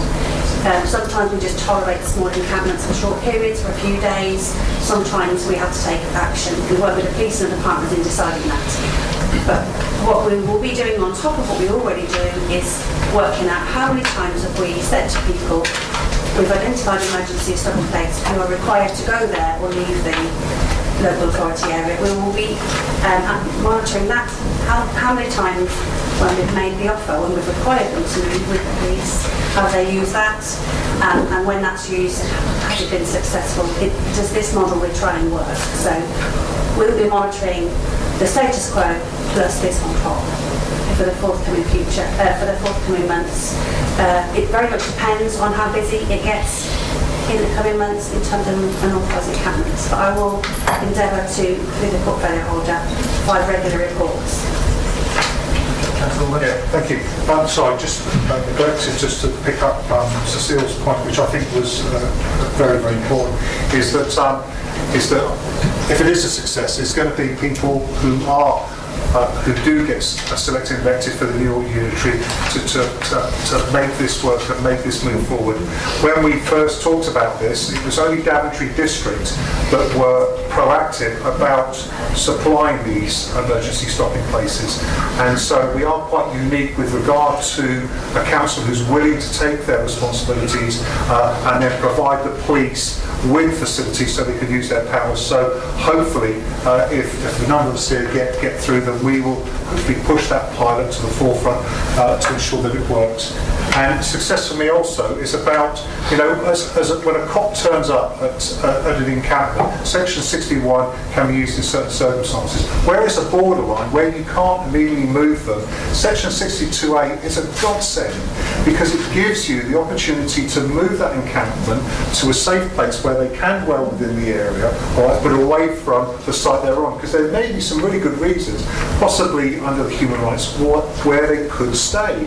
And that's why the cops love it so much, is that when it's obviously a place of public resort and they're impacting unduly on members of the public, they can move them. But what happens on these borderline cases, with the sites we have, 62A can be introduced to move that group to a new site, which actually is being put there for that very purpose.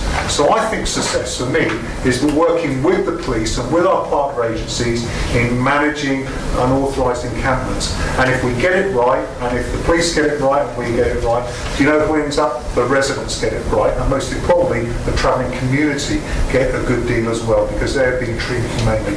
I ask you to support this. Let's be pioneers on this. Let's move forward with it, and let's see if we can make it a success, not only for us, but for the new unitary. Thank you, Chair. So those in agreement? Agreed. Moving on to SG 3, licence 01. Yes, thank you, Chairman. Members will be aware that the A5 is a very important road running from London to Holyhead.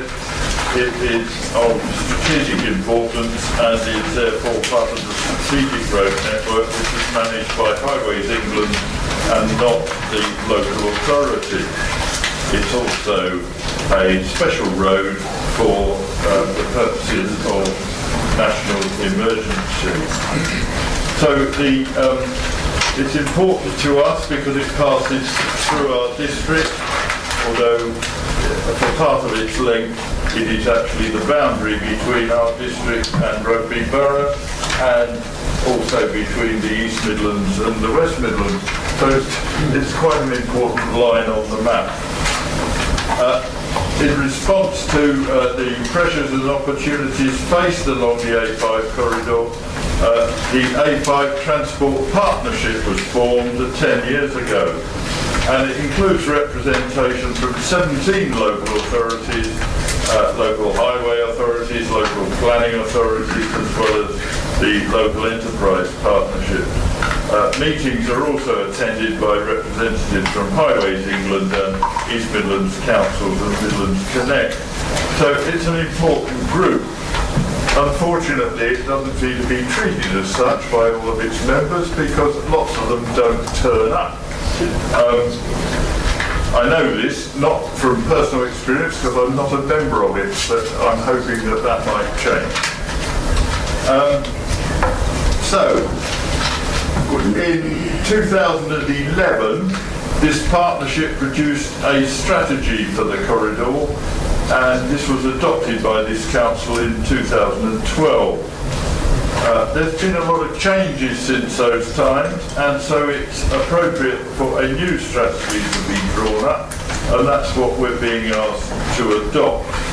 This new strategy covers 77 miles of the A5 from Gailey in Staffordshire to Stony Stratford near Milton Keynes. That includes lots of Daventry district and South Northamptonshire and of course Leicestershire as well.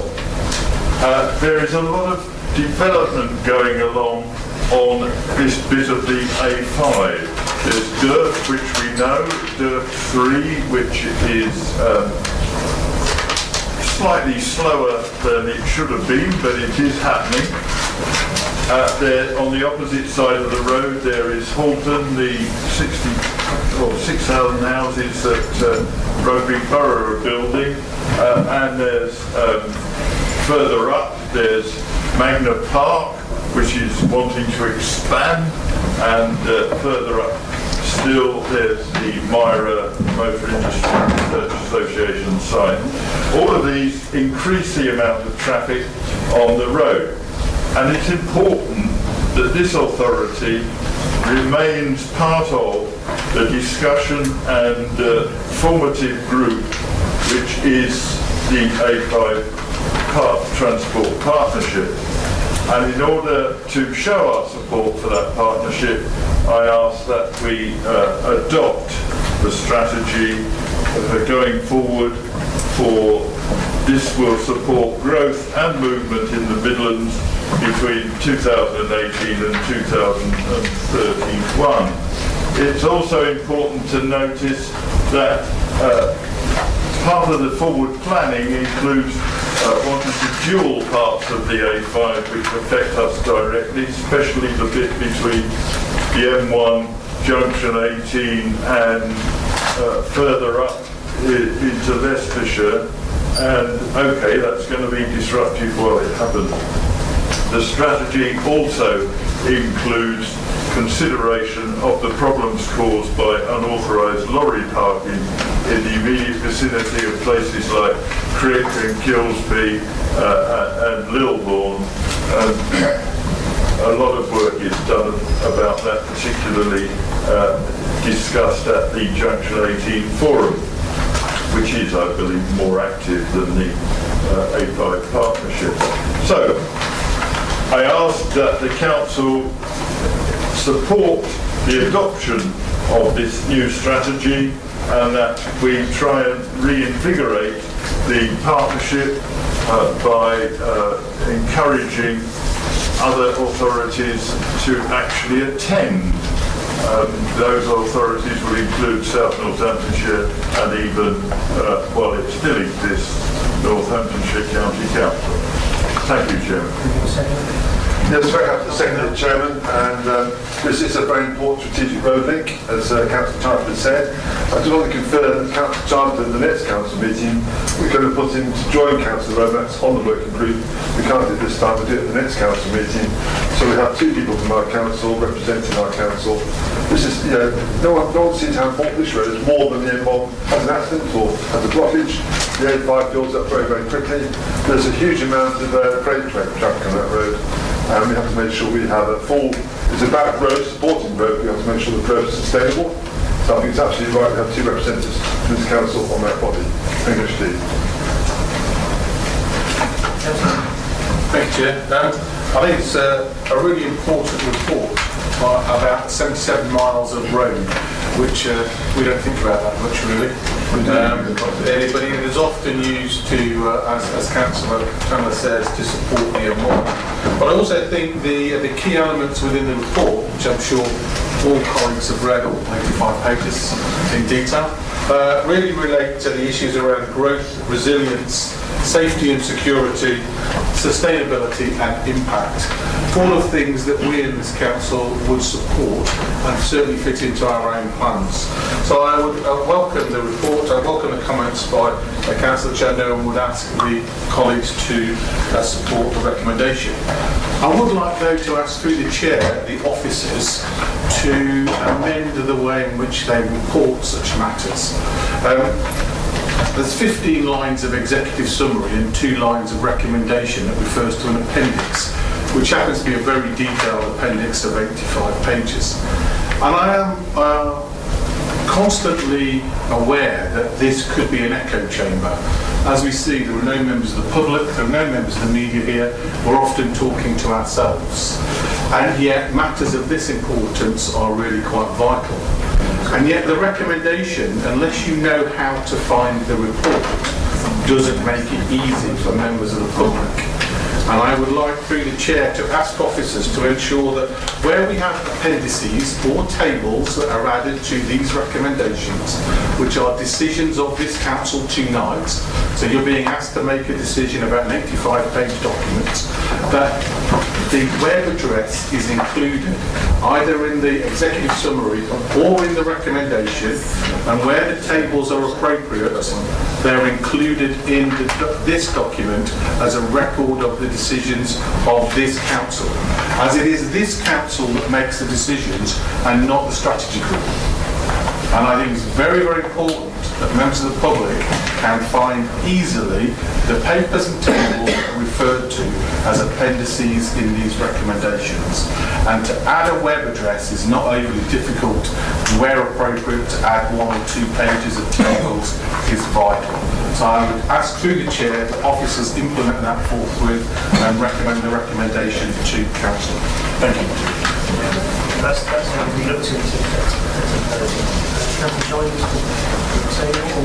Can I come back to that? I'd like to come back to Councillor Bunce's point. It's very helpful, Councillor Bunce, to have your comments there.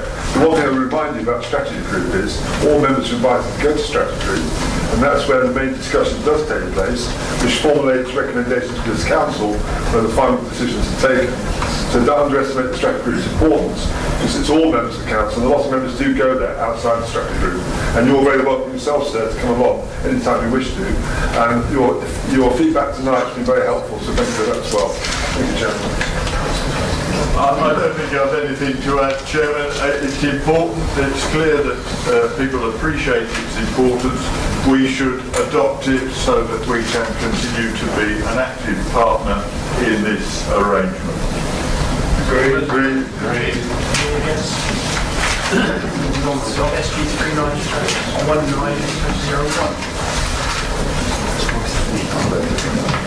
Yes, thank you, Chairman.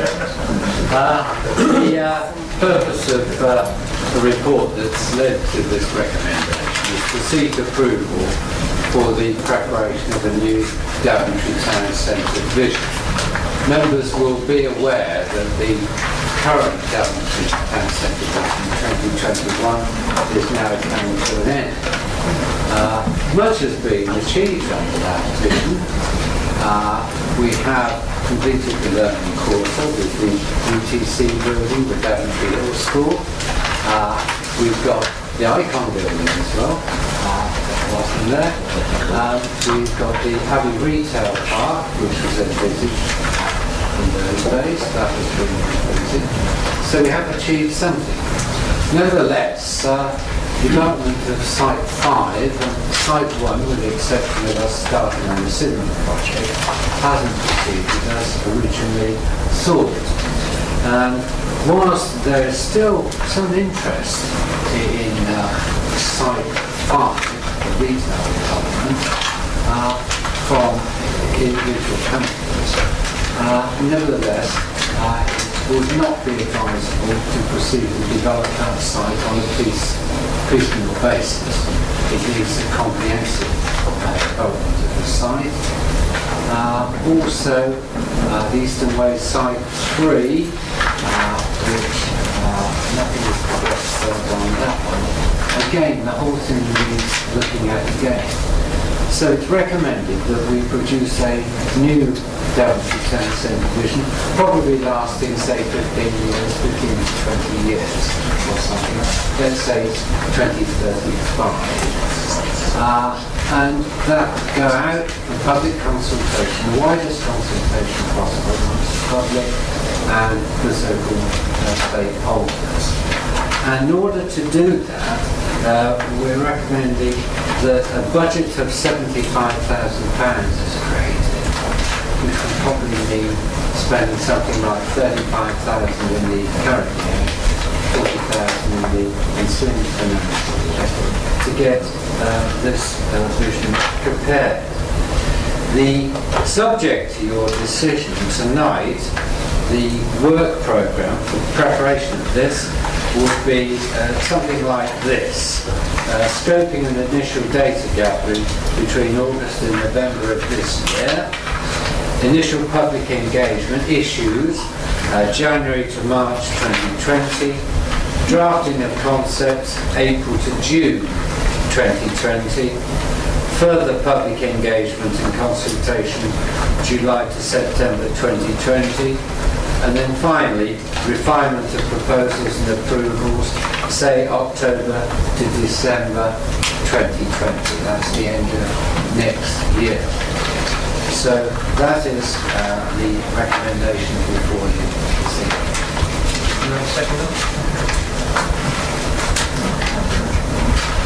Seconding that. Chair, at some point, effectively as an amendment, we would like to have a motion, but I leave it to you to decide at what point in the debate that is most appropriate. So who's seconding first? I was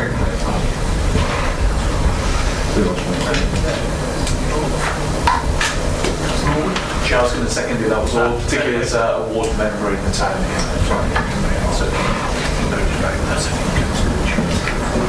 Okay, there's no debate, then we'll come back to Councillor Ritchie. Thank you, Chair. You'll see the motion that we wish to propose earlier in the agenda. I don't propose to read it out because anybody who wants to actually hold the meetings with motions, the wording is there.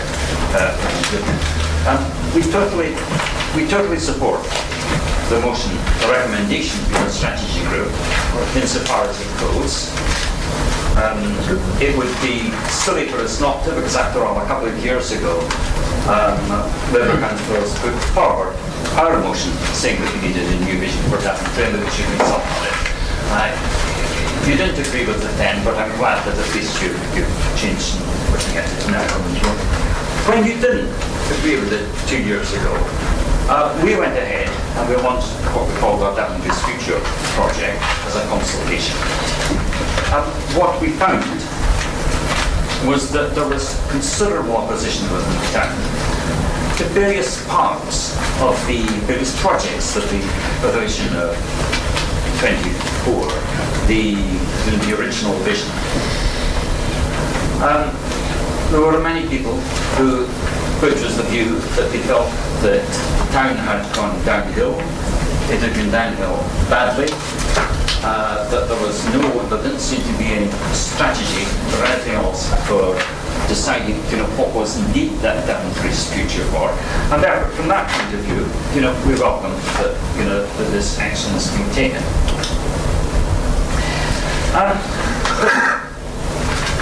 The opposition we encountered was the opposition to what was an old vision. People did not regard it as something for them.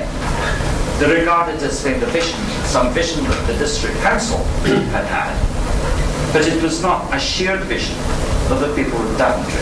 And what we argue is that if this document, if this vision is going to be of any value, it has got to be a vision not just of us, but of people of Daventry, insofar as that is achievable. Of course, there are constraints, there are financial legal constraints that this council is going to need to discuss. But certainly what we found is that in Daventry, at least the great majority of people are perfectly sane and intelligent and understand these constraints over what is practical and what is actually feasible. These are also things that we need to be open about and need to have a discussion with our electorate.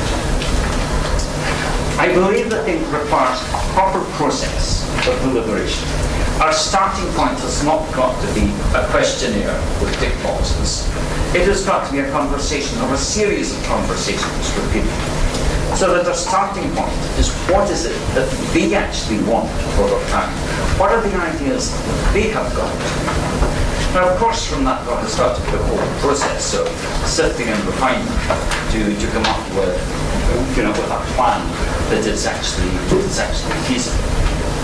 But that is why we suggest, as many other towns have done, at an early stage, have a citizens' assembly, a sort of enlarged and prolonged citizens' jury, in which a random group of people can discuss, can bring in experts to talk to them.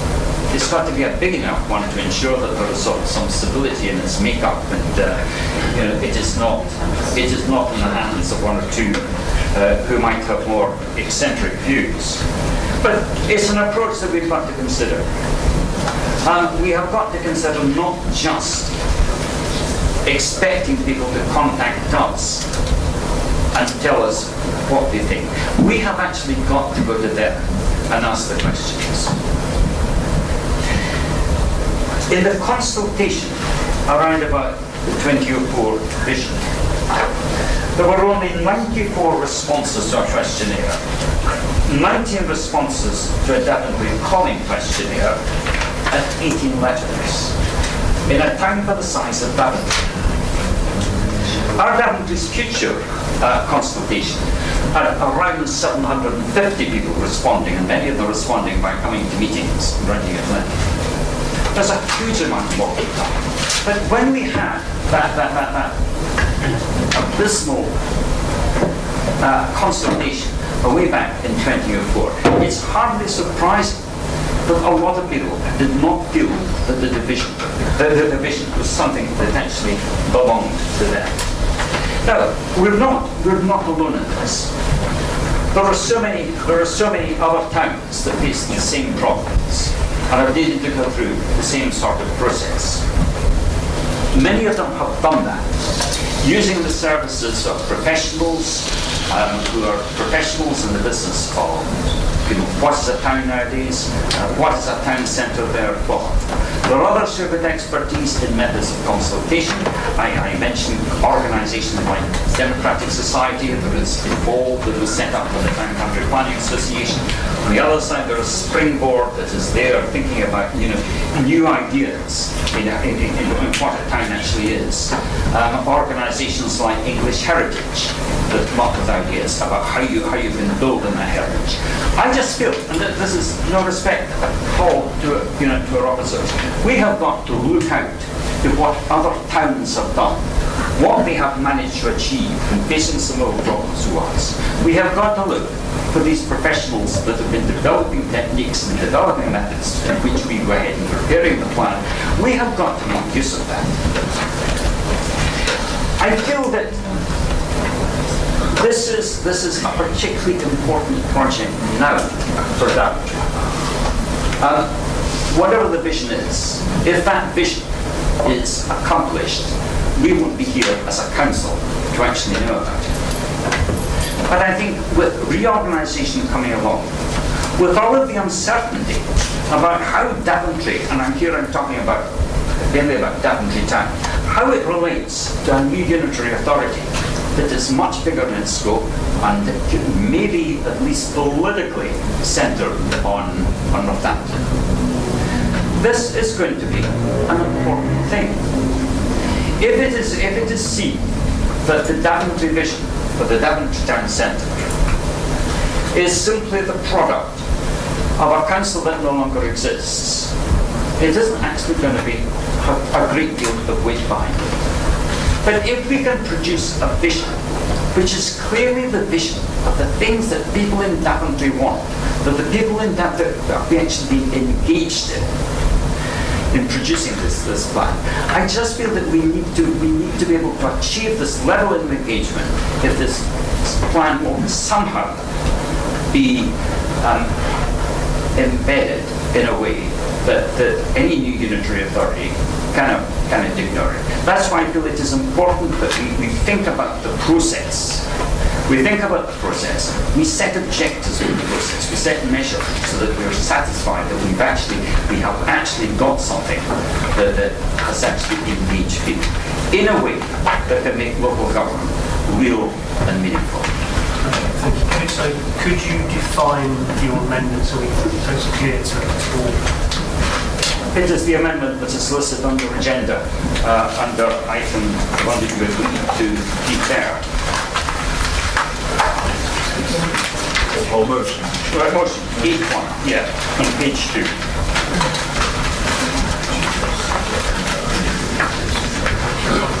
Chairman, try and help. It's conscious of trying to blend an amendment being put forward, which I presume is still being seconded by because some of the motion had context. So in terms of a decision, what I'm looking at for the benefit of members, so if I take you to page 2, if you want to follow what I'm going to say, page 2, particularly the proposal and secondary. On page 2, you have the motion there, the new Daventry Town Centre division. I think in addition to, this is the suggestion, in addition to the recommendation one already before you, that where it says believe that the consultation, I suggest that reads and at the consultation, and then in the first bullet I would delete the first line, and effectively the second line begins involves residents, etc., as per that drafting. The second bullet is simply seeks to determine, as per that bullet. The third word involves, as per that third bullet. And there is the fourth part, that paragraph at the end of the motion there. And I would suggest you need to take out the first 3 lines and simply start on the 4th line, that all aspects of the preparation of the new vision should be undertaken in partnership with the Town Council. That's the meat of that paragraph. So I'm not trying to take away any of the intent. It's a case of just trying to blend it into the decision. So that's what I would suggest might be the appropriate amendment if the proposal secretary concur with that.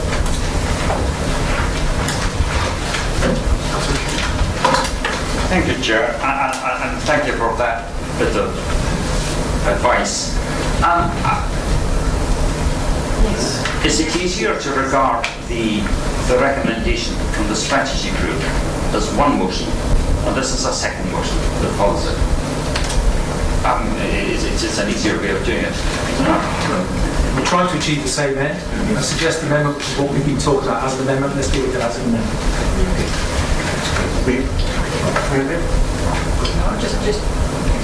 Can I just have one point? The biggest thing for me is actually public, when you go out to the public, don't just actually go out there. When we done the picking up of dog food, we went out to different areas, went out to the country, council officers, went out to the country park, went out to different fates and things like that, and actually got out amongst the public and really engaged. And that is what I would like to be seen, not just on Facebook or Twitter or whatever with consultation that you do online. Actually get out there, speak to people, find out what they want for the town, why so many leave this town, what they leave the town for, and and try and incorporate in our vision what actually people who live here, what people want. So for me, that public engagement is the real key. Engage properly. Thank you. Councillor Moore.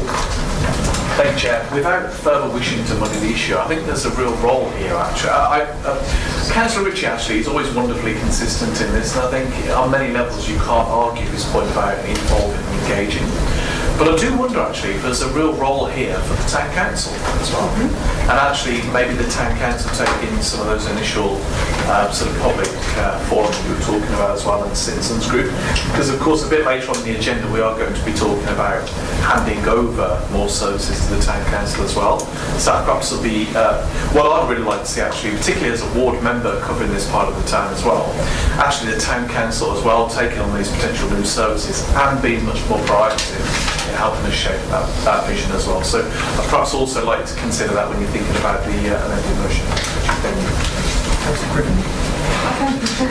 I concur exactly with what Councillor Morgan has just said, but also I would also say this consultation process. Isn't this something local members always do in their communities?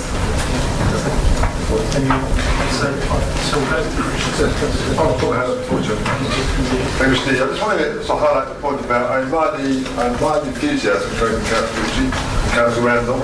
There's always a danger here when you go out to the public. We've done it over the years, by the way. There's nothing new. I remember the early days of the Town Centre Division going back to the early 2000s. I mean, public meetings in Daventry which were full up. I remember going to a couple of them. And people have these good ideas. Now, the key thing here is about managing expectations. Because, as you know, market constraints are coming really the big way in the last 10 years. The whole market's changed. People think things can be delivered just like that, but anyone who's got involved in this will know how difficult it is to get anything done nowadays, because there's so many constraints, there's so many expectations, there's so much money involved. You can spend a fortune on consultants, and that happens all over the world. And you can see that some of the big schemes, which I won't mention by name, you can spend a fortune on consultants and get absolutely nowhere. So the key, because you always find reasons to keep spending money without actually delivering anything. So I think for me, the key thing about the new vision as we move forward is about deliverability, make it simple, and make sure that what comes out of it, and I can go to a meeting, I can try and persuade that audience to a certain viewpoint. That often happens in these consultation meetings, and the audience might go along with that because that's all they're hearing. And then you might come back to all these people said X, Y, Z. You go to another meeting, have the opposite viewpoint. So what I say about the consultation is make it consistent, but don't overpromise. Make people understand how difficult it is, because we are competing. Daventry is a small market town, and I'll tell you what, we've done far better than most places around here, most centres around here over the last 10, 15 years, because actually we had a plan, and when the Development Corporation came in back in 2004, Daventry Council, Daventry District was ahead of the game, because it's ahead of Northampton and South Northampton area, which is why we got a lot of money into Daventry. And at that time, the Icon building, which was going to go to Nottingham and then Northampton, came to Daventry because we had the plans ahead of everyone else.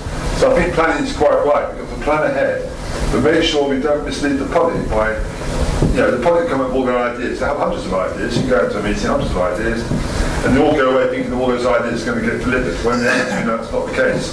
However, what we should be doing is get a broad consensus of those responses, and then in a sort of sensible way, make sure we can, we try to plan to deliver. For those who've been involved in delivery, and I appreciate Councillor Rich and Councillor Randall, you haven't been on that side of the equation yet, or hopefully not ever, but I mean, if you're on that side of the equation, you'll understand how difficult it is, because there's so many things coming out of the woodwork. It's so complex, the world now, that you'd be amazed what comes out of any proposal trying to develop it. I won't give any examples, because obviously it won't be fair to do that. But, little things or big things, and it costs money, and everything costs more and more money. All I'm interested in as a leader has always been about delivery. It's not about just talking shops, it's about getting things done.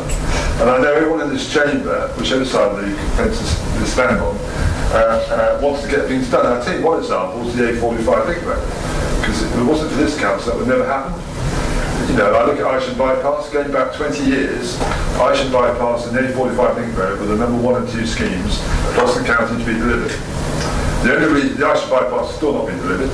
The only reason why we had this delivered is because of this council, because we recognise the importance of our growth agenda, and if it wasn't for this council, that road wouldn't be delivered.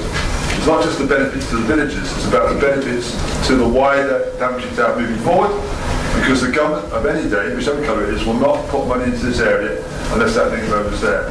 Just one small example of the complexities of growth. And I think the key thing is, as we know, the world is changing at such a fast pace. You look at the IT, the technology world, it's changing at such a fast pace. What you plan today in 5 years may not be relevant. So again, but then you don't want to spend 5 years thinking about it, because then in 5 years' time you'll be on the next stage. So I just think it's about being sensible. We can all make our political points about who fought things first, but actually the reality is about delivery. And whilst we're in power here, we want to deliver. The opposition, their constructive feedback is always welcome, and we try to take your feedback constructively. But I just want a bit of realism in there to make sure what you're trying to promise people, don't promise them things that can't be delivered. Thank you, Mr. Chairman. So we've got 2 more speakers, then we shall go to Councillor Jones, because he has a right to reply to the amendment. So we've got Councillor Andy. Yes. I assume I have a right to reply to the debate on the motion. Otherwise, we were not warned by the monitoring officer that by agreeing to the proposal, we would lose that right. We're here to board members. So it's the board be trying to understand the process. Yes, there is no right to reply in terms of the amendment being put forward by a proposal of the amendment. Let's go back to the proposed original motion. However, I did make the point, and I would suggest to the chairman that we're trying to blend these two together. If the chairman's willing to allow that response to be given by the proposed amendment final, that's within your gift, chairman, and I would suggest you might want to. So Councillor James to come back initially, that would be a wise thing to do. Okay, Councillor Richard. Members know what they're voting on the amendment. If the amendment doesn't carry, then we revert back to the original motion or any other amendments. Right. Councillor James comes back on the case, and that's what we should do. So, Councillor Randall. Yeah, thank you. And thank you, Councillor Miller, for highlighting all those things and what is deliverable and what isn't. I really appreciate that. But there's three things that are really, really major within this town. There's three things that even came up on social media today. Fantastic, beautiful, hot day. Shame you come away with the outdoor call. That was the first one. It's been on social media today. Second one, deliverable, canal arm, pod scheme. I'll say no more. Councillor Withers. Thank you, Chair. I don't want to go on and on, but... Oh, please.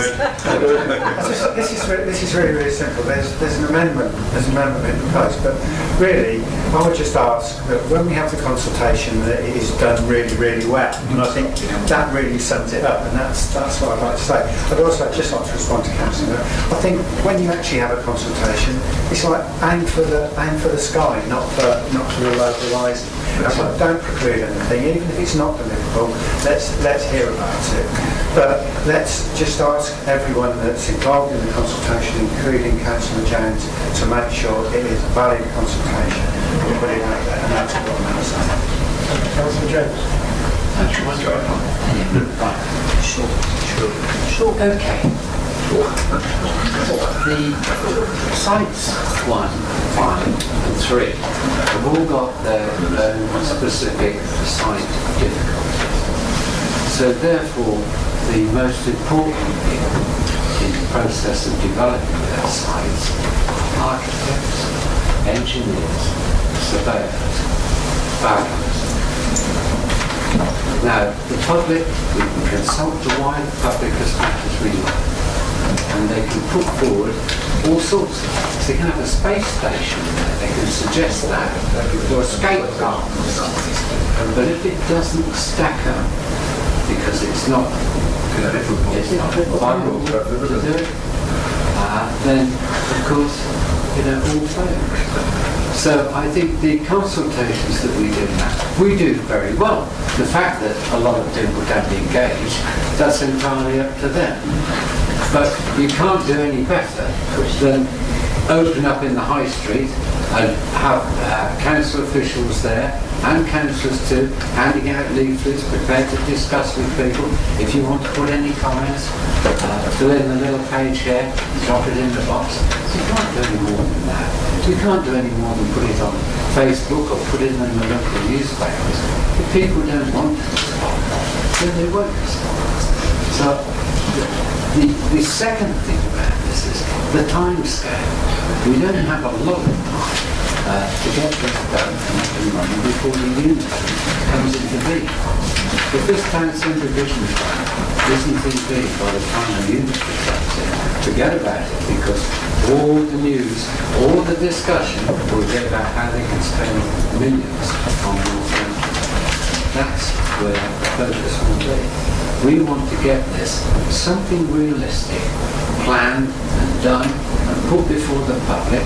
Yes, by all means, take into account everybody's views, but don't let's waste time trying to prove that 1 and 1 is 2, 2 and 2 is 4. We know what that is. Let's go ahead as planned, and I really don't see any reason why the original recommendation needs an amendment. And I would certainly ask that the amendment be rejected. Thank you. That was an interesting contribution by Councillor James. You want something that is realistic that could be put before the public. Councillor Miller has also referred to this difficulty that you have to have in a consultation. You have got many ideas, which of course you would expect at the beginning of a consultation. You have ideas that are totally unrealistic. And certainly when we had our Daventry's vision consultation, that was exactly what we found. We had people putting entirely unrealistic things before us, and we had others saying, goodness gracious, you could never pop on a waste of money that would be, you could never do that. It doesn't stack up. It wasn't a case of what the what the members of the public were asking for. It was the members of the public looking at this council and saying 13 million in a canal, you have got to be joking. It's a complete nonsense of a project. So we have got to accept that we're in a position, but I'm not suggesting that it wasn't a valid proposal to put, and it was a valid argument for members of the public to take. They may have thought that your ideas were crazy. We've got to recognise that it may be the other way about too.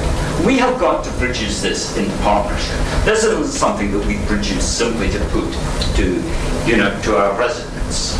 It is something that has got to me. It has got to be a process that almost has got value in itself in getting people to take an interest in what the future of their town is going to be. We have got a town of perfectly sensible people who, many of them, have got as much experience of the world and what you can do and what you can't as people who are here in this in this council chamber. We have got to find a way of actually considering all of their ideas, making them part of this discussion. Of course there are costings.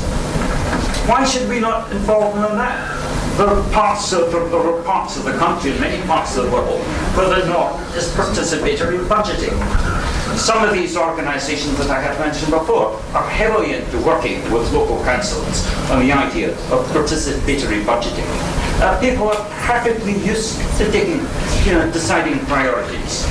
We're faced with this very often, I find, in the feedback we get in the Daventry cinema. I have argued for years that Daventry has to have a cinema, and people who have argued for years that Daventry ought to have a cinema have also come along and said, yeah, but we didn't actually think it was going to cost that much. They know the realities, and I just feel that unless we end up with a vision that Daventry's community is committed to, it should also, of course, involve the town council, because the town council will still be here and the town council will be important. But we can't, if we say that we're doing this, we can't simply say, let's actually shut the problem or shut the issue to the town council. If we are going to give any leadership here, it's got to be working alongside the town council and others to make sure that we have got something to which everybody in Daventry feels they can look at and say, yes, I was involved in that, or I was near to the production of that. Of course, democracy is such that you can't have one outcome that everybody will think was 100% marvellous. But people know that. You just need to give them that opportunity, and that is going to give a stronger document that will be politically stronger when it comes to need to argue it with our unitary authority. I think for clarity, Simon could just sum up, and then we'll go to the vote on the sum up in the sense of what's to add into the recommendations, I think is. So, what I was suggesting, which was seemed to be accepted, was at the end of recommendation, accepted by the proposer and second. Accept that at the end of recommendation 1 there's a comma and then turning to the motion as originally on page 2. At the end of that page it says believes that the consultation. We change that to and that the consultation, and then the first bullet will start involves residents, taken, etc. The second bullet stands just seeks to. The third bullet stands says involves, and then the last paragraph of the motion, take out the first 3 lines and start the 4th line. That's all aspects of up to the end. That will be added at the end of recommendation 1 if members want to approve that amendment.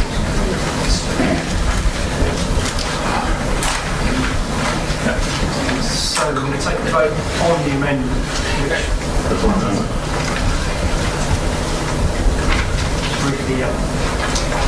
On a point of order, I just don't quite understand, because I'm not looking at the 2 documents together, the final paragraph of the motion that we put, the first 3 lines,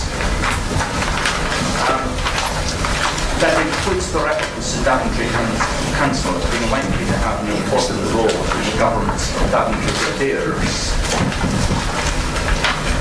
I'm unhappy about us removing that line. I wonder if there's some workmanship that can retain it. Chairman, it could be left in. The point about that, as with the context at the start of the motion, that was about noting, whereas we're trying to be deciding, and that's the difference. The town council is referenced in the last line. You can always include in the minutes the points that's just been made about the importance as council just put forward of the town council. And that would potentially then reflected into the amendment if that's what's agreed. And I just say if that's what's agreed. So not trying to undermine, there's a difference between noting and actually deciding to do so.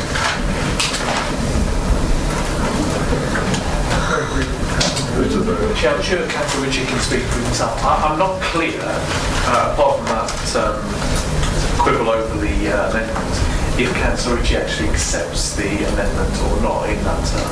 So I'm not quite sure I'm going to vote on it. So, point of order, Mr. Chairman. This is something procedurally improper here about members putting forward recommendations or proposed amendments to anything that do not stand muster grammatically. I don't think it's fair on you as chairman or on the monitoring officer to have to undertake grammatical gymnastics to try and turn poorly worded contributions into a recommendation that we are able to understand and vote on. And this isn't a one-off, this is a repeated thing. Nothing personal, it seems to come from the Labour group all the time. They write things, but they don't think about how it could be implemented and how it would be reduced to paper. I would suggest, Mr. Chairman, that if we can't understand it, then we should put it to one side and leave it.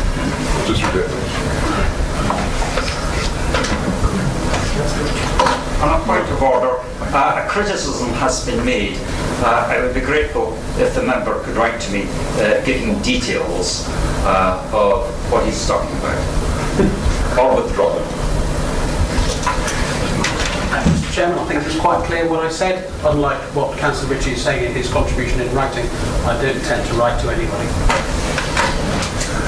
Okay, right. Move the vote, Chairman. So we'll first vote on the amendment. So those for the amendment. Those for the amendment. For the amendment. And those against. And those against. So that's lost. So now we're going back to the recommendation. Any Agree. Yes, I'm sorry, but I mean, this is the only one. But the councillor here said you could arrive with summer things and the air conditioning, and because it's a very long meeting, by the end of the meeting, I'm going to be a little frozen ice cream if it's carry on like that. So could we please do something with the air conditioning, because otherwise I would have come with my woolly hat. Well, we can't, Chairman, so keep it as it is. Let's have a vote. It's cold. It's cold. You should come dressed for the occasion. We were asked by the week to vote on the recommendation. Those for? Agree. Those against? Okay. So SG 1902. Thank you, Chairman. The report underlying this recommendation concerns the Daventry markets and relates to the deleting of the 20,000 budget. Now, in recent years, the number of stalls on the market has declined considerably, and now it's only a handful on the Tuesday and a handful on the Friday. The average number a week, I think, is about 8. And if that continues, obviously the market will disappear altogether, which would not be appropriate in a town like Daventry, which is a traditional small market town with an historic high street. And also it does provide shoppers with fresh fruit and vegetables in particular, which are of a good quality, considerably less than one would pay in the shops for that level of quality. So that would be a bad thing. Plus the fact that there are stalls that come to Daventry from time to time. which produce useful small household items, which when you pass by you think, yeah, I could do with one of them, and you pick it up. And it does bring people into the town, there's no doubt about it. Now we're in no better position than any other small market town in that we're suffering a footfall shortage and that is a continuing situation as the retail situation nationally begins to change through the use of the internet and so on and so forth. So anyway, it was decided in June this year, the Chief Executive took action to suspend the charges levied on the stallholders on the market in order to encourage more people to come into Daventry, have a stall there, and thereby increase footfall. So far, I think there have been indications that 1 or 2 stallholders might return to the market. Maybe that might be the start of something big. But as many members have heard me say before in this chamber or downstairs, you know, many a good business has had its origins in the market. Somebody might open a market stall next week and then in a few months' time they've opened a small shop.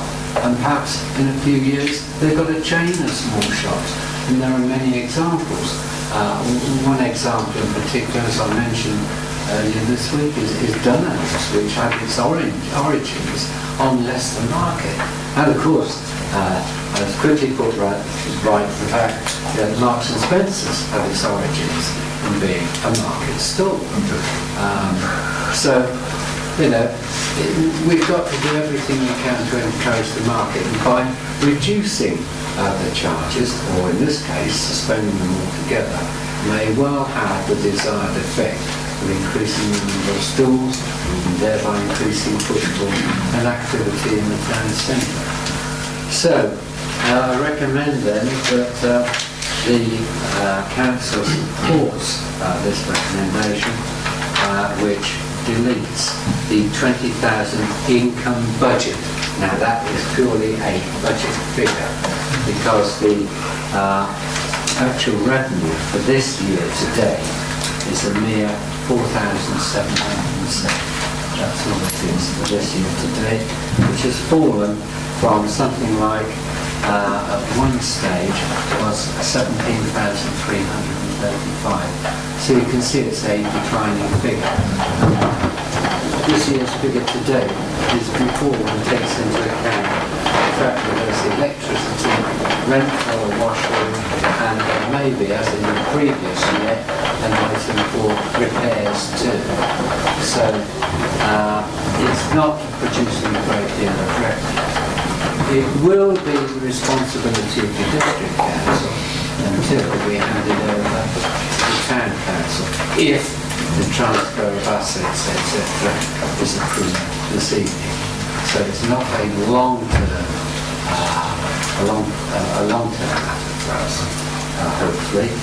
And the town council, no doubt that they will have a good go at trying to improve it, and I think they'll make a good job of it, especially if it can be combined with other events. So there we are. That's my recommendation. Do you have a second?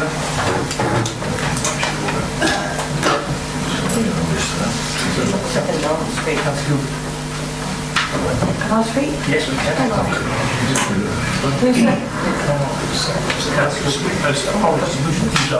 Yeah. I've listened to the debate on this. I've never made previous comment on it. I suppose commerce is my bag, but I didn't realise there were so many arguments for and against with regards to whether we should charge regarding principles and what the taxes that the local shops pay, etc. But I think it's right that we do something. I think it's great it's going to the town council. I think that maybe they can make something of it. But I think we should do everything we can to try and help those stalls and encourage those stalls to build up over the next few months that we're in power. And so I support it. I'm grateful for Councillor James's proposal. Councillor Tilbury. Okay. Yes, there has been some debate on this report, and I must just state at the beginning that, you know, I'm not against the proposal, but I am confused. Page 69 of the strategy report states where I asked further financial information, which has not been supplied. The minutes record that I asked for income figures. What I actually asked for was the net residual cost, the DDC and corporate costs are included. I feel this is an incomplete report in that it gives you one side and not the full picture. If you're making financial decisions, you should know what the final implication is. Yes, I take on board it's only £4,000 or £5,000. It's the principle here. I'm confused that the report recommendation says to remove a budget, but we're ceasing payments to the income to the market traders. So the wording there is different, so clarity I would like on that. And going forward, you know, it's easy to stop a charge. Is this a pilot? Is this indefinite? Again, this is not information that we have in the report. So I must say I'm not against what you're asking for, but what I'm against is making a decision with not all the facts in front of me. Councillor Arnold. Yes, Chair, I'm going to be consistent because I oppose this strategy group, and I still do. At the moment, well, not at the moment because it's been stopped, but there was a person collecting money for the market. Okay, it wasn't efficient, it wasn't effective, it was costing us too much money to do it, but that person ensured that we had proper market traders. They were set up in the right place. There was no argument. They weren't selling counterfeit goods. There weren't too many people doing the same thing because they ensured that there were only certain people doing certain things and certain, so that you didn't have a proliferation of, let's say, vegetable sellers. I know people get tax relief for small businesses and don't have to pay rates, and I'm one of them as well that do not have to. But there are other businesses that have to compete with these market stalls. Along can come Johnny, as long as he can bring a market stall with him and plonk it there for the several weeks that he needs to.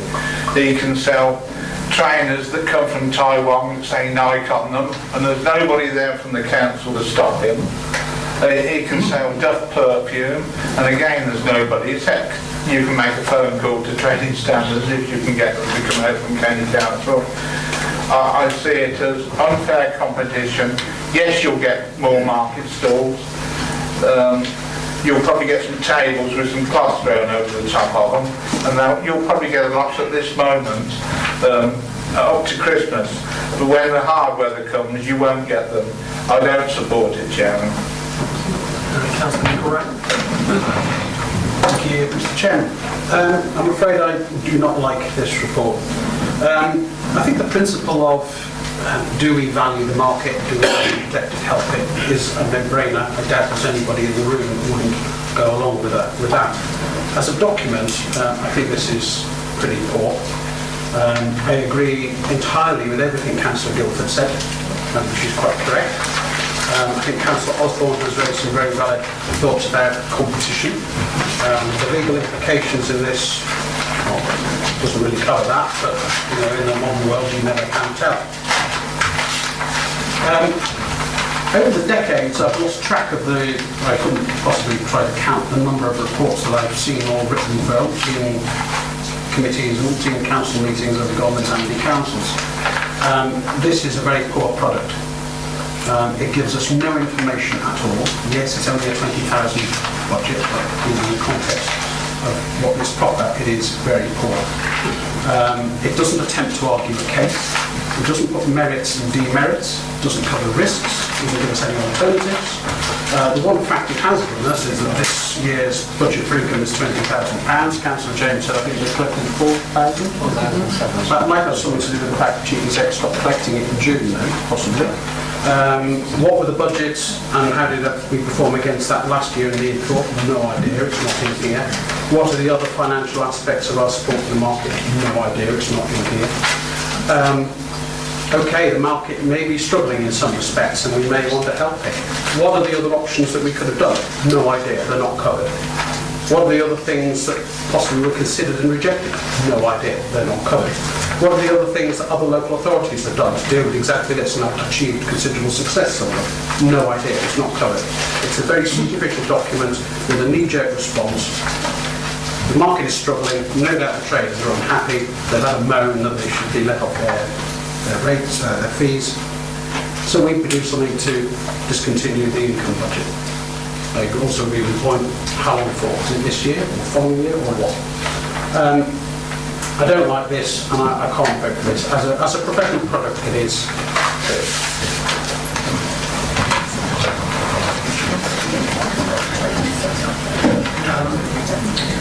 Chairman, can I just add that the markets were sent back over by ourselves on the 3rd of June following EMS's transfer of contract finishing EMS and going to Norse. So any figures we got before 3rd of June 2019, we do not have those. 2018, we do not have those figures. The net cost of the markets last year was about £16,000. Cost 16. But with respect to that sort of thing should be in the report. I think we've done Tony Bit. I think, Chairman, just on the budget position, Richard Hughes has given part of the answer to this, but I have actually got the budget figures for the current year, which shows costs of 1,300 and an income budget of £20,000, which gives a net income of £18,700.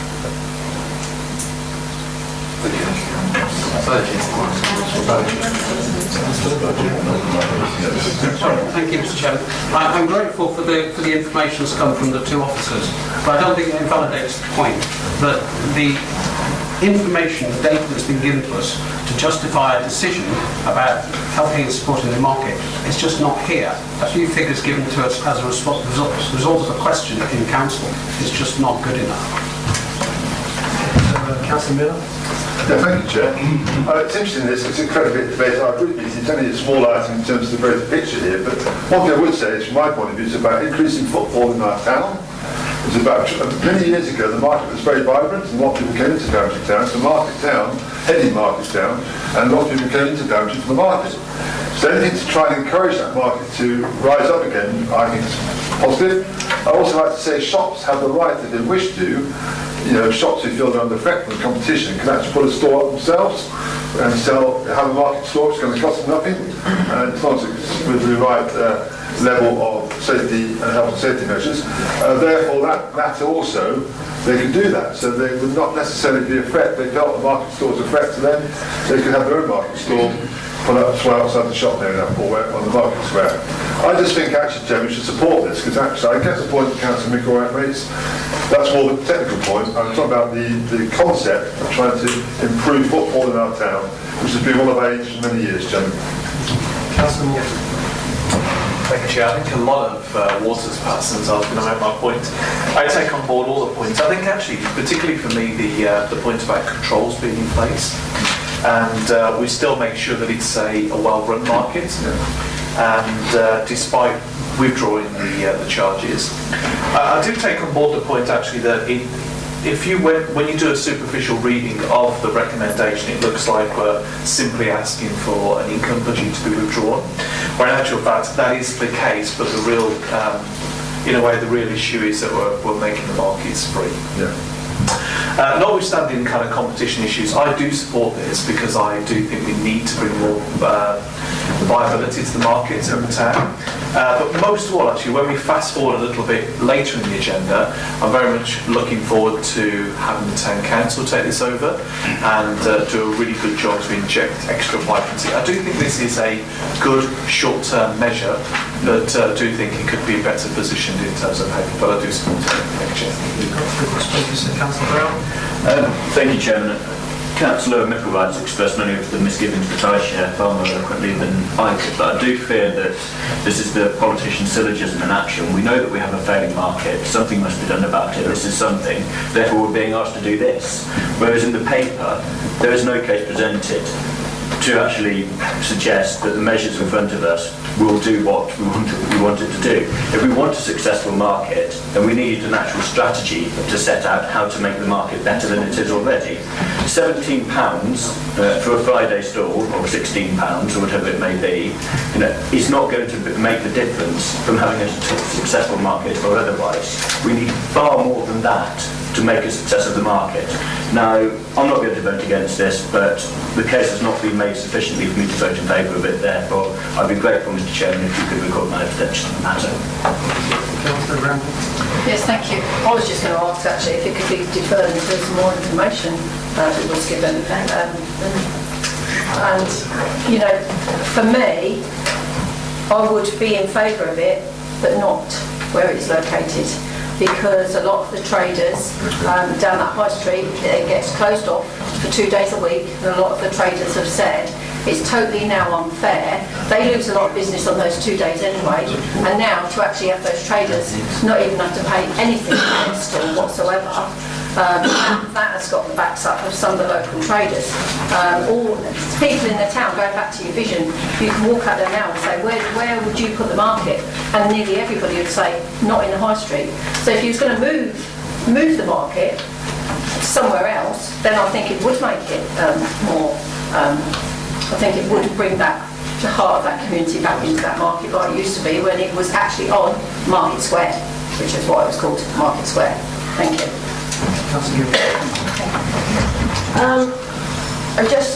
We still need that clarification on how long that you're proposing that we don't charge market stall holders.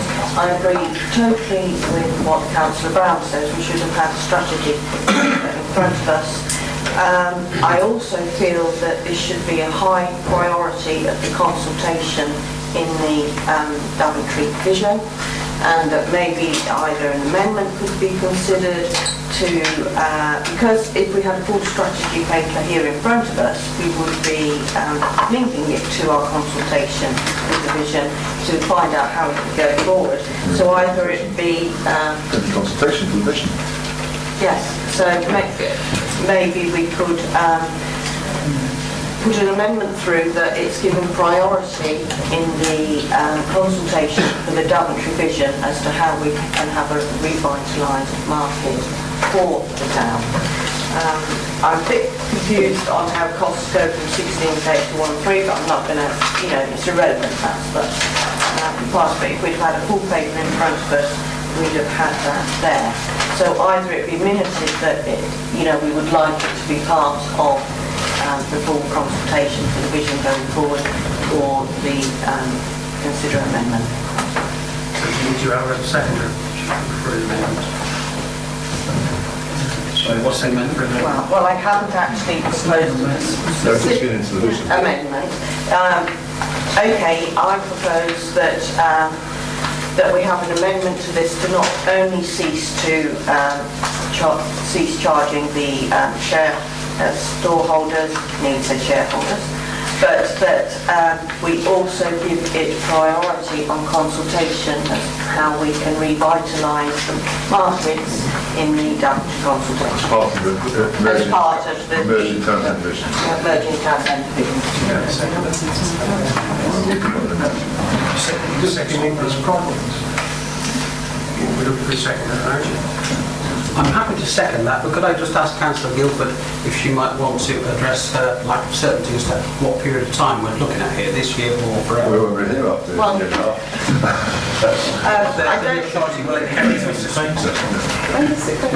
don't think the period of time will already be defined as part of the consultation of the we're about to embark on the Town Council.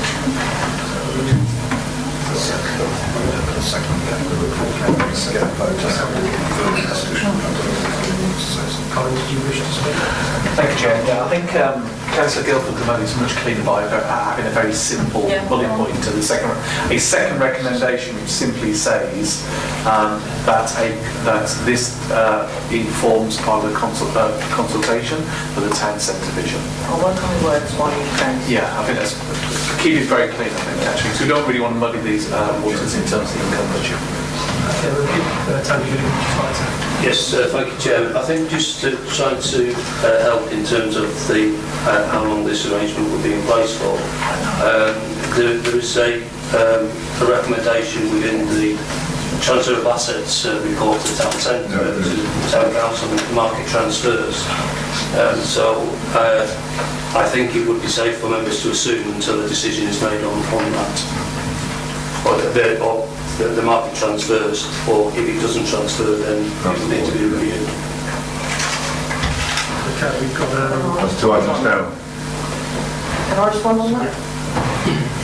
Yes, I take your point, but we're doing the vision anyway to transfer, no doubt, going through to the new unitary and the town council with the assets, and surely what our residents want now that we're consulting on will not change from what the residents want under the town council.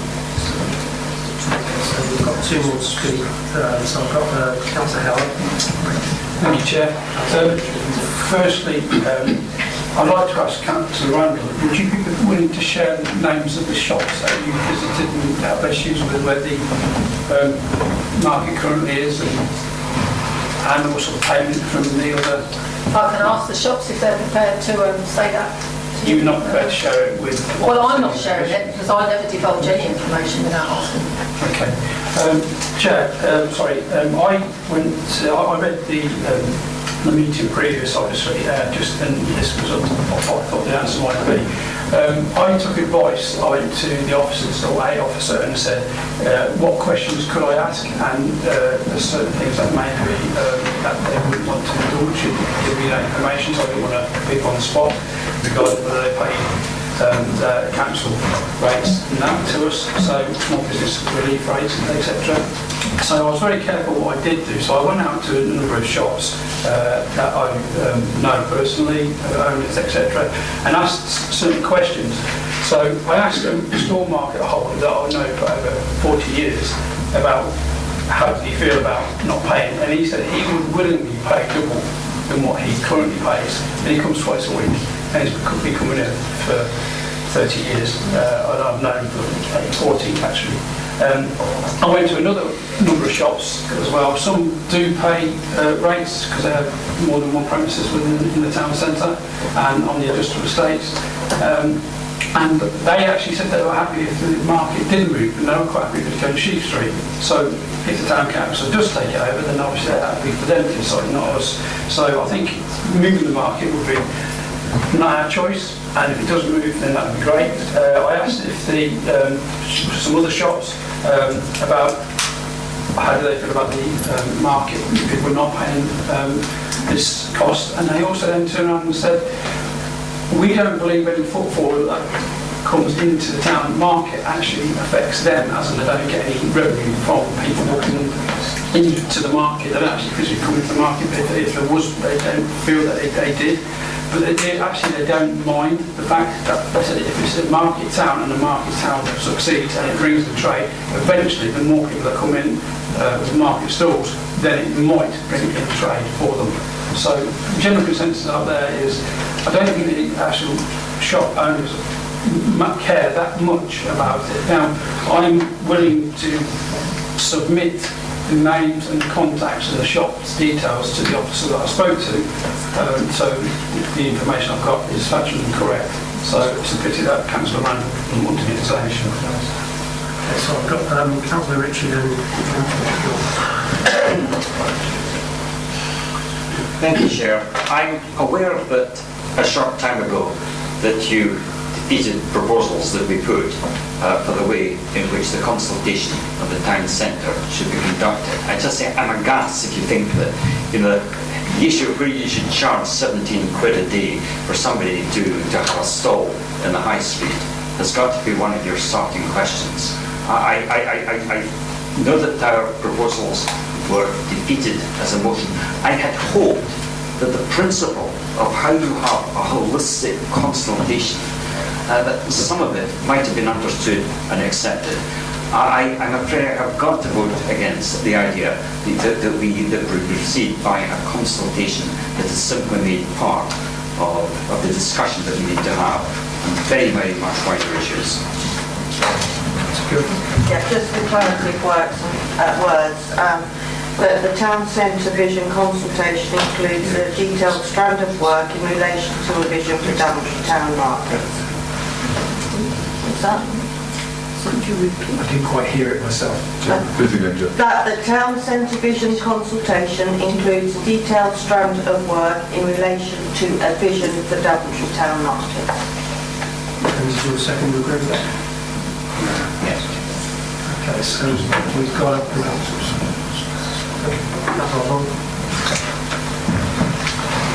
Chairman, doesn't the council believe that if you're transferring the market from this council to Daventry Town Council, it would be better for them to decide whether they're going to charge or not? Once this council takes away the charge and doesn't have a budget for it, and it transfers it to Daventry Town Council are limited then to, they can't suddenly say, we're going to charge you 20 quid, or we're going to charge you £15 a stall now. Oh, well, it's nothing under the district council, so they've got no choice. If you transfer it with still a charge on, they've got the choice of keeping the charge, reducing the charge, or removing the charge. The choice is theirs, and it's a far better choice. Right, we've got an amendment. We've got a second component for the vote on that. So those for the amendment. Just confirm the amendment, Chairman, please. Unless you wish to do it. The amendment was that town centre vision consultation includes a detailed strand of work in relation to Daventry town market. So those for the amendment.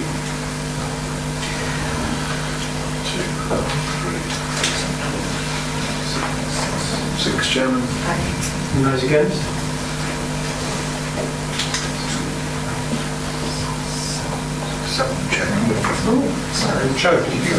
I didn't vote. I voted for. You didn't, I watched you. Okay, so those for the amendment, please put your hand up high. Is this second vote, Chairman? Yes. It's the same vote. And those against, hands high please. So that is the amendment. So I'm now back to back to the original. So any other amendments first? Okay, so Councillor James, if you just want to say anything or not? No, I thought this was a very straightforward. We've got a market going decline, and what we're trying to do is to encourage the market to expand by the growth of further stalls in town. And there should be no difficulty in that happening, and I'm sure it won't be. Because we are trying to do our best to increase footfall in the town. We're giving grants to shopkeepers to improve their shop fronts. A lot of shops in town here, particularly the small units, are not paying little, are either paying little or no commercial property rates because they're small heritage plants. So there are, we're doing the very best we can to encourage the town, to encourage footfall, to make it a vibrant, historic high street. And hopefully, with the new cinema being built and the new restaurants there, that will also add to footfall and vibrancy. So, a very simple thing like this, especially as we're hoping to transfer the asset to DTC, will probably seize it and make it much better than it is at the moment. But, bearing all that in mind, I thought it would whistle through here, straightforward. And I think this amendment confused the town centre vision. It's beyond me, it really is. So, I ask you, please support this recommendation. Okay, so both of us in the clear hands on this one. So those with the recommendation. We don't have a seconder. One's in favour of it? In favour, yeah.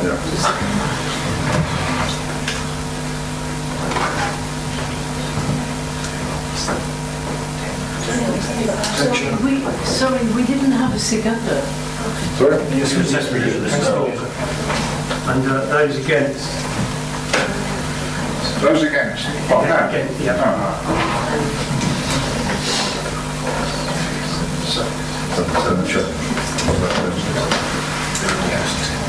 Okay, so the recommendation. So moving on to so the recommendation is recommendation is agreed. So moving on to SG 391903.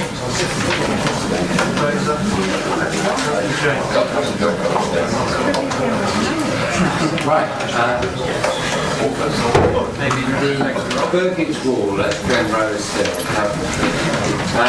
The Burgage Wall is an historic wall and it's in the conservation area, which is the site where we're developing the cinema and restaurants complex. Unfortunately, the Burgage Wall, which has been patched up over the years in many places, is in danger of collapse. We've had a specialist look at it and it is in a dangerous condition, so it does have to be demolished. Of course, because it's in a conservation area, that's not an easy thing to do. One has to have planning permission to properly meet the site anyway.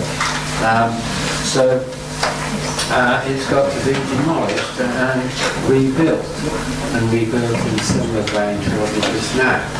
So what we're proposing to do is to have the remaining sections of the wall taken down. The good bricks will be stored away from the site, and then the later date, after the development is complete, they'll be brought back on the site, together with any other replacement bricks that we can source, have made up, and the wall will be rebuilt, and the pointing will be in line water and so on. It will look very nice, there's no doubt about it.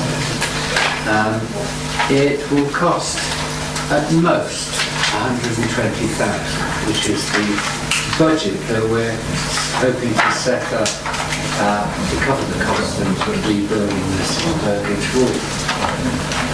It may be considerably less than that. Originally we thought 60,000 would be an appropriate figure, but it's going to be somewhere between the two, hopefully near the 60 and 120. Nevertheless, that's the budget that we're asking to be set up. I am pleased to say that planning permission has been granted for this demolition and rebuilding of this wall. So, subject to what you say tonight, agreement for this, then this matter can be put in hand at the appropriate date. Thank you.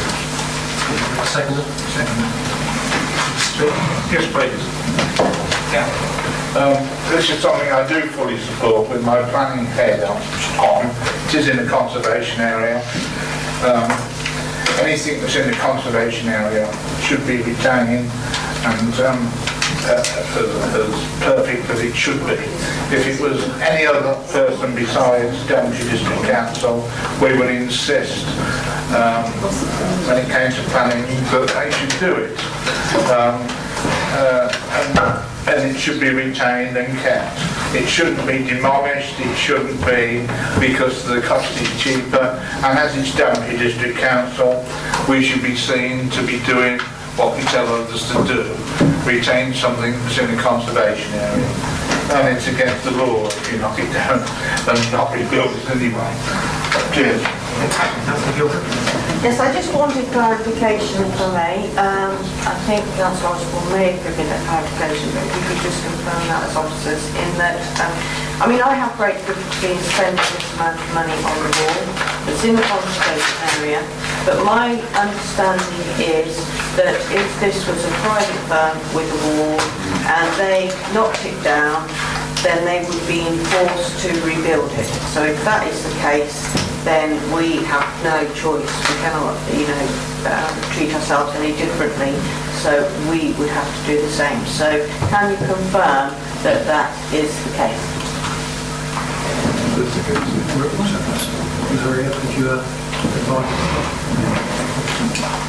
Given the process that's been gone through to get the planning application, I think it is fair to say that it's afforded due protection, and I would find it very unlikely that officers would recommend. If a proposal came in to demolish the wall and not replace it, I would expect officers to recommend that for refusal, given it's been identified as a heritage asset, as it has.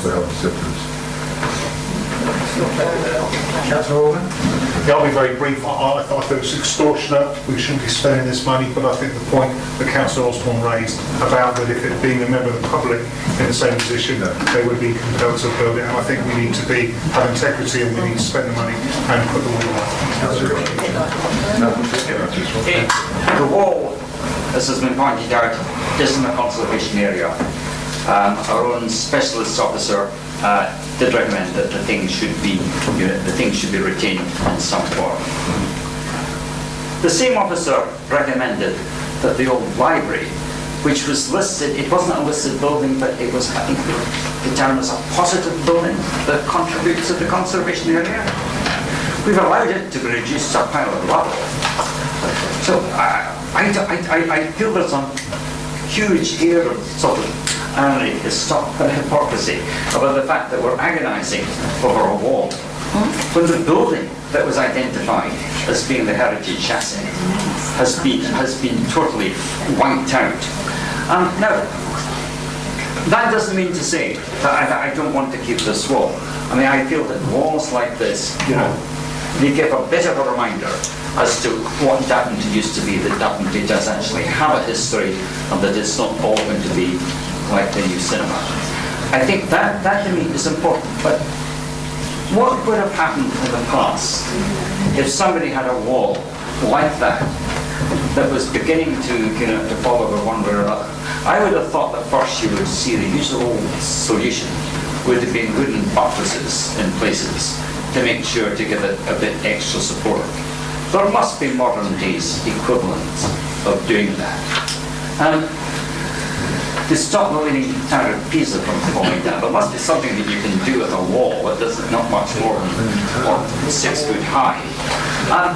I just find it amazing that the only thing that is being suggested is that this wall be dismantled brick by brick and rebuilt.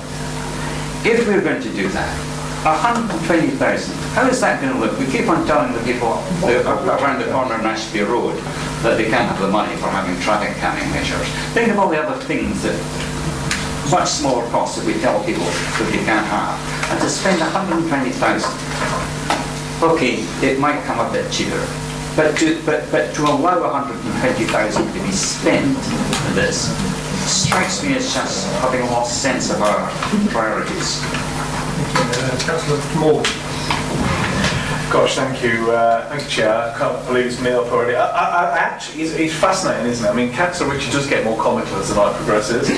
I mean, it is ironic that we're discussing a wall, which I do agree looks a bit like the Leaning Tower of Daventry, and agonising over when there's a pile of bricks next to it. Absolutely agree. I think the point is, though, we're not being asked here to agree on the process of dismantling the footage. That's basically what we have to do, I understand. What we're really discussing is the money. And it brings tears to my eyes. I actually took my family round to it when they were there recently and said, that's going to cost £120,000. Family from out of town, they couldn't believe it. When we had one of our previous meetings, we even discussed putting a hedge there. But these aren't options, we have to do it. But what I would say to you, Councillor James, earlier you said it will cost a maximum of £120,000. Now, we'd love to hold you to that, because this is an unfortunate amount of money. Can you guarantee it will cost £120,000 maximum? And why that much? Why that much? It's an eye-watering act. We've got to do it more cost-effectively if we can. So, Councillor Evans-Smith? Yes, just to come back to the 120,000, could we rephrase maximum of up to, or have something in the recommendations that make that a maximum spending, if that is possible? Thank you. Councillor Reynolds? Yes, thank you. I've asked people about the wall in the town, but the feeling is that people who've lived in the town for a long time, it was the knocking down of the library that was the most distressing thing to them, not the actual wall. And then when I said to people, so what about retaining the wall? And they went, well, yeah, it would be good to have something retained. And I said, what about 120,000? They went, 120,000? What's that wall? And then it was like, the concept totally changed. They didn't know that they wanted to spend £120 of their money on the wall. But if it's something that we've got to do, well, we haven't got a lot of choice. But the other thing is, if we don't have to do the whole wall, could we use some of the bricks to make a feature rather than use the whole wall? But it is a hell of a lot of money. Councillor Osborne? As a rough idea, we have to do our church wall, because in parishes, if you've got a closed churchyard, you have to look after it. We're still paying for it, I think, for 4 years, 5 years later, because we had it on tick from Daventry District Council who put up the money, and that was rebuilding what was there. Didn't have to find any additional stuff. And you look at it, you wouldn't think, well, where did that money go? Anyway, that was a cost, a similar sort of cost to what we're talking about now. Going back to the points that were made behind about comparing the old grammar school with the wall, the difference is the wall has planning permission to remove it and rebuild it. Right? It has that permission. So if it doesn't get done, if anything else happens to it, the people that own the wall, which is Daventry District Council, will be taken to court because they'll have done something different, because they'll have done something illegal to something in planning that's in a conservation area. So all we're talking about is the amount of money. The amount of money that was expressed at strategy group was the maximum that it could cost. As Councillor James says, it could cost half that amount. So that's the very, very maximum. And I hope we do it, and I hope the wall's retained like a responsible council we are. Okay, I've just been reminded it's 9:15. Do you wish to continue or No. So what I'm being sorry. Can we get Domino pizzas and Who wants to continue or who wants to take my seat? Okay, right, carry on. Okay, so Councillor Gilbert. Right, well actually Steve answered my question in that I wanted to take the legalities of whether, but I would hate to be the person who go over budget that brings me back. Back to Jen. Thank you, Chairman. Well, I must admit, my own personal opinion was I would like to see the wall gone and down and this whole site opened up so you can walk around the car park and look straight at the church. But it isn't as simple as that. That wall comes down. Is that your amendment? In fact, Chairman of the Planning Committee allowed us licence to discuss this matter when the planning application was being discussed, and we gave it an airing. They're quite improper really because it's got nothing to do with the cost of the planning application, but we did discuss it and you were very generous and allowed us to do that. But nevertheless, it's got to be taken down and then it's got to be rebuilt. We're suggesting a budget of 120,000. If it comes in lower than that, well done. We'll have to see what bricks can be saved. There may be more bricks that can be saved than we think. But that is the position. So please, let's get on this and let's get this cinema built. Those in agreement? Agreed. Yes. Moving on to SG 391904.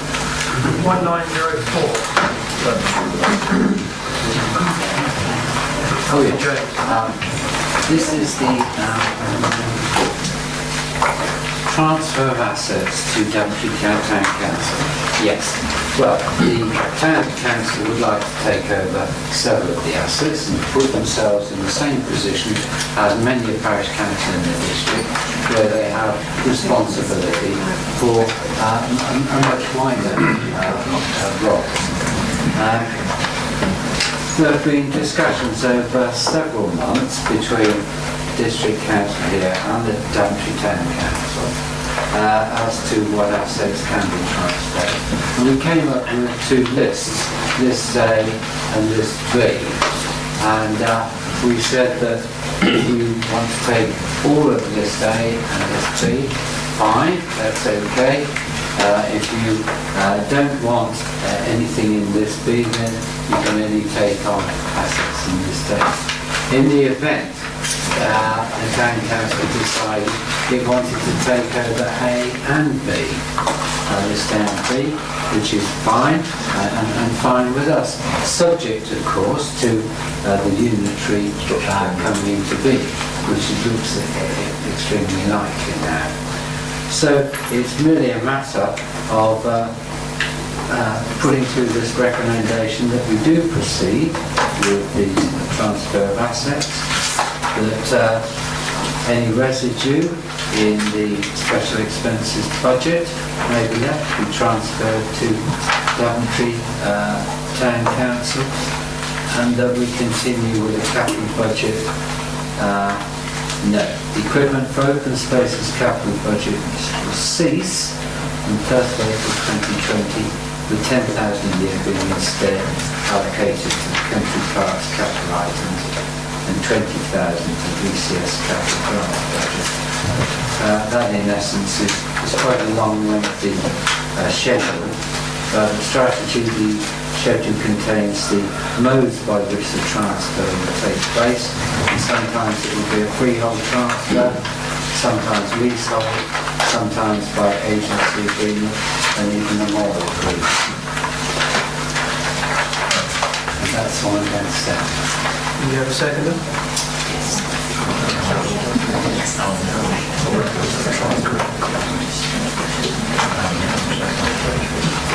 Councillor Wesley. Councillor Wesley.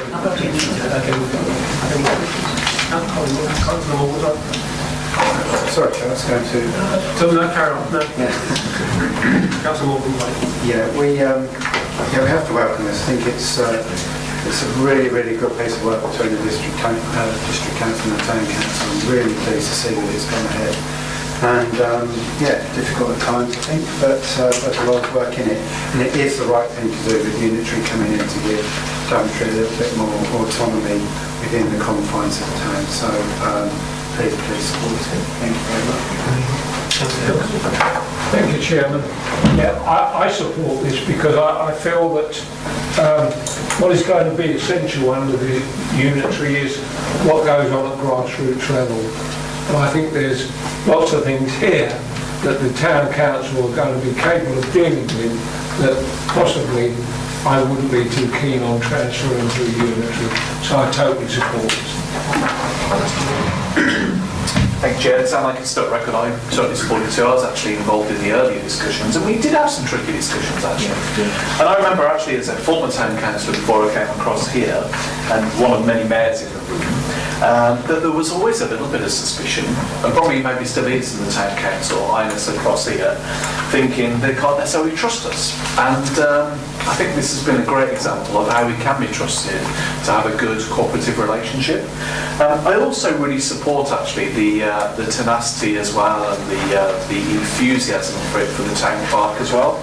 I think in Deborah Jewell over a very number of years have run a very steady ship. And if you look at things like the museum as well and how they've turned the building around, obviously the support of the councils, they've done a great job.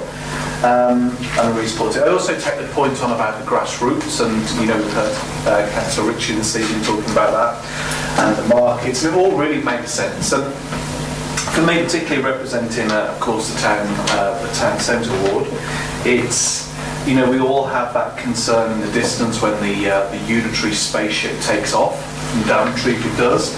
There will be a place. So I give it 100% support. I'm really glad officers have been able to work with officers across the town centre, and I very much hopefully everybody gets going.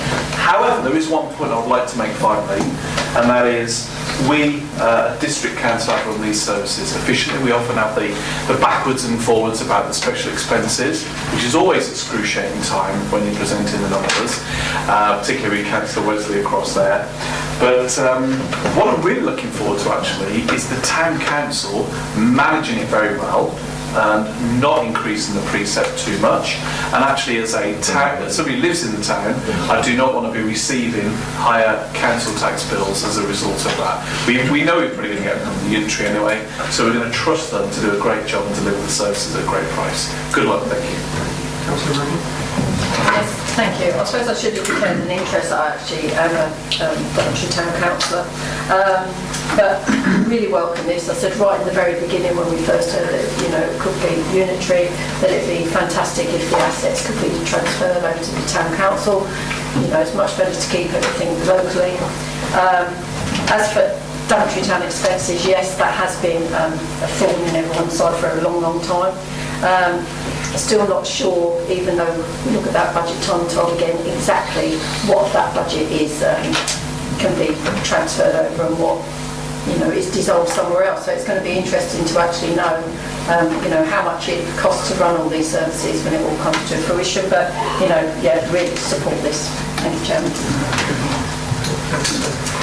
So, is there any more? Agreed.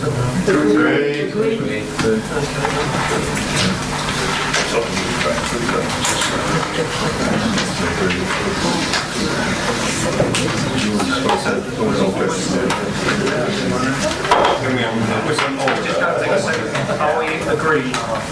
Agreed. So moving on to SG 391905.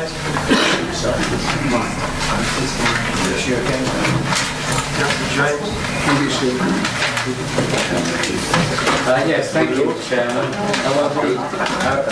Some good news actually on this one. Braunston cycle track. At long last, negotiations with the various landowners have taken place, notably Christchurch, and we've done a little bit of an exchange with. Members might remember we discussed some time ago relinquishing our lease on part of the land belonging to the country park, that footpath along the Buckley Road, in return for which we've now got access to Horsley, Christchurch land, which is enabling us at long last to get the Braunston cycle track put into being, ready for a planning application in due course. The money is going to come from the SIL programme, so we're asking that a capital budget of £730,000 for the cycle track be created, funded from the appropriate SIL programme, and that the council enter into arrangement with Christchurch Oxford for the use of the land for the cycle track as set out in the report. So it will enable people to go right up to almost to Braunston from right down here in town, up through on Farnborough Drive and beyond Braunston. So it'll be quite good when it's done. And I think that's all I need to say. It's very good news. We just have to wait for planning application in due course. The bulk of the construction work for that, because it will be a bound surface, will take place in the next financial year, 2021. So hopefully, before we finish as a district council, there'll be another project that will invest in. Do you have a second? Agreed.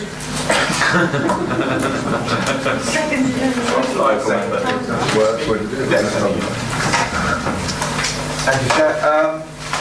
You may remember that this project received the generous understanding support of many councillors here, with my predecessor, Ms. Abigail Campbell. Now, this is a cycle cycle track, cycle path that will benefit both Daventry and Braunston.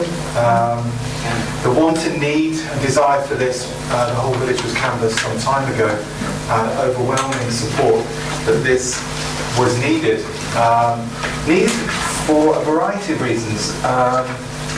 Some of those are regarding potential employability and education requirements of some of the children, young people and adults as they try and traverse several things. Bus services that are sporadic, that don't actually serve the village after 5:30 and are not available on Sundays. And also, I wouldn't dare to try and traverse some of the roads around Braunston, the A45, ill with heavy goods vehicles, and also on the back roads on the A361.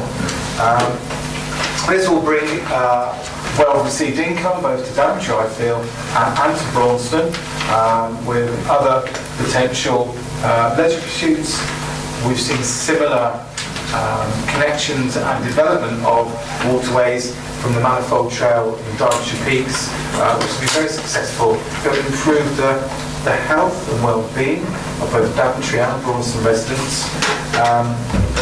And I'd like to thank various people, Councillor Longley, Simon Bowers and officers as well, the amount of time it's taken for a long time to try and get through to fruition. So I support and endorse this recommendation. Thank you. Councillor Miller. Chairman, I'd like to actually fully support what Councillor Pritchard just said. I just want to let you know, Chairman, I think one of the issues is safety. I know someone recently who nearly got killed on a bike, no fault of their own. I've been cycling on those roads you mentioned are particularly dangerous. So I think anything that makes cycling safer, I think the government should invest more money in cycle routes anyway, to get people the health reasons as well, particularly for safety reasons. And the person I know who nearly got killed was totally not their fault at all. And it's just bad driving, but they fortunately have survived. It's been a long way back to them. Thank you, Mr. Chairman. I welcome this very much. I've argued that this cycle track ought to be there at least somewhere for a long time. I'm not quite sure though that I'm totally with this one. Councillor Miller has mentioned safety. For a start, there's a safety issue that was raised in the strategy meeting. That the original intention was to put it through a cutting, which has got trees around about it. And therefore, from a crime point of view, this was reckoned to be higher risk. Well, yeah, sure it's maybe higher risk. I would argue not any more higher risk. We don't ban people from cycling around the country park because there are trees around the country park and everything else. What about the cyclists?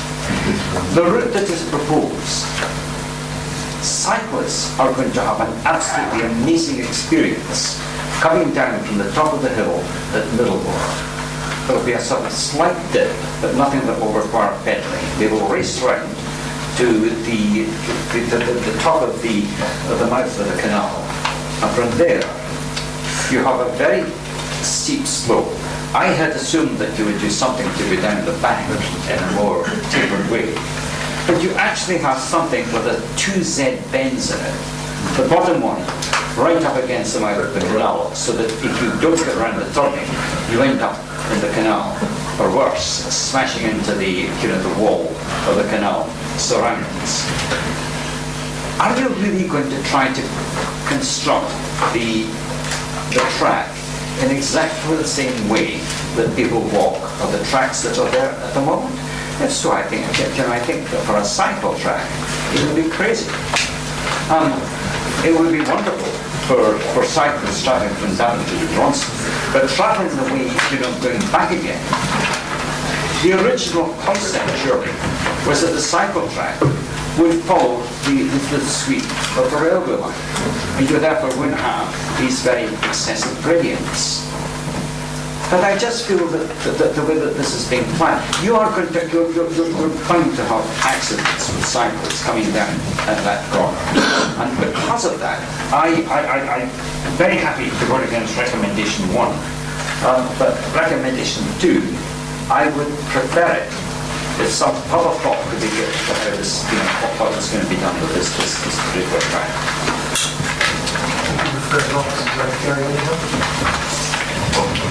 Yeah, so we've been working with the Canal River Trust on that particular point. Yes, the grading down to the tunnel hole is steep around. It's not an easy thing to overcome, even with engineering. However, the Canal River Trust are investing in that land and are going to make improvements to it. And nobody will be in the right one will cycle down it because of the steep gradients. Cyclists will have to dismount and walk down that section of the path, and in able to assist that, there will be a channel created.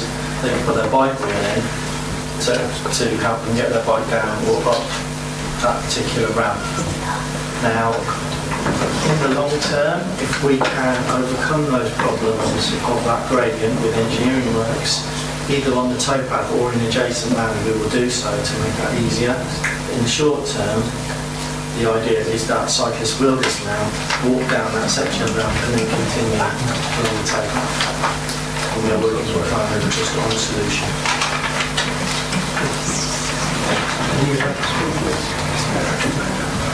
Okay, so we have a vote. Agreed.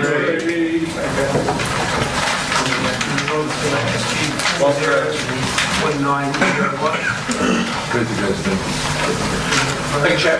I see there's a couple of colleagues yawning this evening, and I even see that Colin Paul actually left the chamber, which is a shame, because on this one, which is the three recommendations about the capital and revenue budget and medium-term financial plan, or MTFP for short, there is a little bit of news here about St John's Ambulance, which was on the points you remember him raising earlier. I also apologise to Councillor Bunting on this one because he talks about appendices, which of course is no real strategy group. I'm not going to spend too long on this, only a couple of minutes. Basically, the position is this.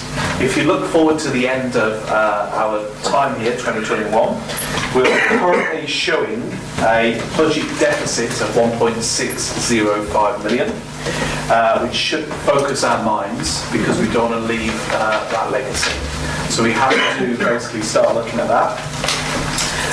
And you'll see this evening actually how easy it is to spend money and how quickly we spend it. And you saw again Colin Paul earlier use this quote, we throwing around money like it's going out of fashion, but we don't actually. And we have been very careful. Sometimes we've spent it, sometimes we've rejected it. What you tend to find is when Councillor James stands up, we spend a lot of money. And that's why we have to keep saying to him, £120,000 a wall maximum. But very seriously, actually, we discussed it at length with strategy, obviously with Audra. Audra's away this evening recovering, and the main point is that we have to keep a steady ship as we move to unitary. We have to be very careful and scrutinise our expenditure. We have to do some budgeting work to ensure that we keep on track with that deficit. We've got a lot of costs to come, no doubt, with the local government work that we've got to do as we move into the unitary. And we've also, as Councillor Miller said earlier, it's all about delivery. And we have to keep focus on that delivery for our customers, as well as delivering on those big ambitious projects we set ourselves. With that, really, that's all I wanted to say for now. All the details in now. I really wanted to point out a 1.605 million deficit by the end of next year, which really have to focus on bringing that back into line and working out how we'll do that to have a balanced budget handed over to the unitary. Thank you very much, Chair, for those recommendations to the Chamber. Did you have a second? Thank you, Mr. Chairman. Considering it's the capital and revenue budget and medium-term financial plan, I'm quite happy to second that. It's the sort of thing I guess you'd expect me to second. But I would like to say a few words. Councillor Vaughan was quite right. We have sort of spent an awful lot of money tonight. Over £1 million, £100,000 on a cemetery in Daventry, £730,000 for a cycleway from Daventry, £75,000 for a town centre vision for Daventry, £20,000 income foregone on Daventry Market, and £120,000 for wall in Daventry, all of which are good things. And clearly the capital and revenue budget and medium-term financial plan needs to be updated to reflect those things. It's quite right and proper that it should do. And really, for that reason, there is only one outcome that there can be of this recommendation. Otherwise, we've got a few problems. I understand where Councillor Morgan's coming from in terms of the shortfall on the year. I would kind of temper that, though, that we have a shelf life of 18 months. We've got general fund balances 15.8 million, something like that, as at the end of last year. I think it would be quite appropriate if we were to start looking at whether the sort of things that have been done tonight to transfer assets and such like to Daventry Town can also happen for the rural areas, and whether we can start to find some money to spend in rural areas as well. I do find it, sorry to bang on about the subject again, but I do find it kind of ironic that we can spend over £1 million in one session, yet Longworth Reliably were turned away when they wanted £9,000 a year. That kind of doesn't sit properly. But on a technical basis, I'm happy to second the Thank you, Chair. Thank you, Councillor McElwright, for the support. And absolutely, it's quite astonishing when you basically tot up what you can spend in the evening. Absolutely, the point is, because of course this year we're not planning to have the deficit to the end of next year, and that's hence surplus and long-term planning. The thing that I always say on all this, particularly when it comes to expenditure, is even when we've gone at Daventry District Council, the taxpayers will still be here, and we need to leave it in the better shape we can for them as possible. And of course we should be very open, particularly like we've spoken about earlier with transfer services, to keep a sharp mind on how we can work in those other areas as well. Thank you, Chair. So we'll go to the vote then, so those in agree? Agree! Moving on to SG 42/19/01. Thank you. These were originally on the pink papers. This is to purchase the outstanding share of property so the house can be used for temporary accommodation. We currently have 7 premises that we can use for homelessness.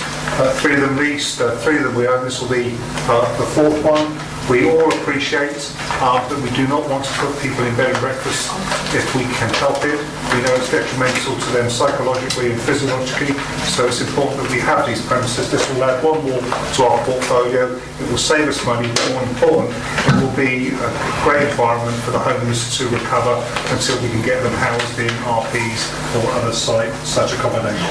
So I recommend that we purchase this as per the recommendations on the papers. Second. Yes.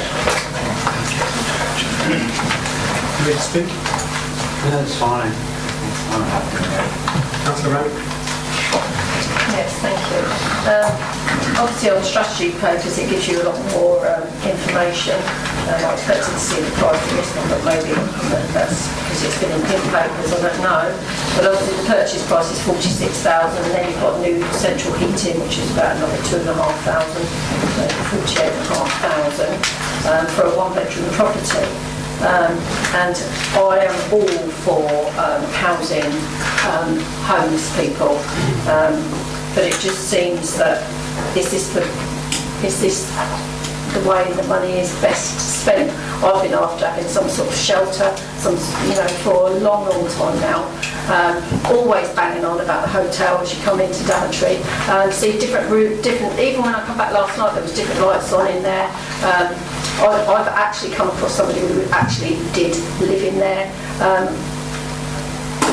It's just a hotel full of bedrooms, and I just cannot understand why they just don't get the people in there. And then we could get, we could house so many for such little amount of money. All for, doing what we can, but is this the best way to spend the money? I don't know. Yeah, thank you. Yeah, I think you're right. We could do with a hostel. That's something that the director himself has talked long and hard about. It's difficult. We're coming to the end of our life, but that is something that is very much in our plans. We're not able to. But what we can do, we can purchase this one, and we can relieve homelessness for people who use it. So I think we should be moving forward with it. One person. It's a 1-bedroom flat. It's 1 person. Or 2 people if they're a couple. Okay, so we'll go to the vote then. So all those in favour? Agree. moving on to SG 43-1901. Thanks again, Chair. This again was something that was presented on strategy on pink paper. Now, members, Leisure Centre East, as you're all aware, has been well discussed by strategy, and previously in 2018 the Council adopted its sports facilities investment strategy with high priority provision of the Leisure Centre East. These recommendations need approval to move this forward. That the Council may purchase the existing facility, the conversion into Leisure Centre East is set out in the report.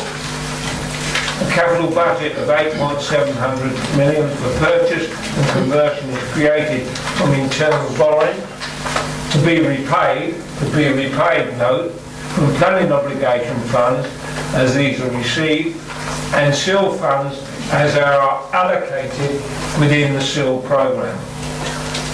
Likewise, a revenue budget of 0.30 million is created for these purposes from general reserves to be repaid from the same sources.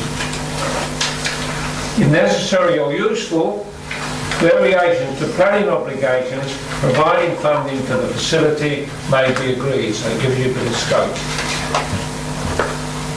A feasibility study has been carried out and a dialogue and negotiation is ongoing in Malton College about a possible refit and the fact that a new build could be added.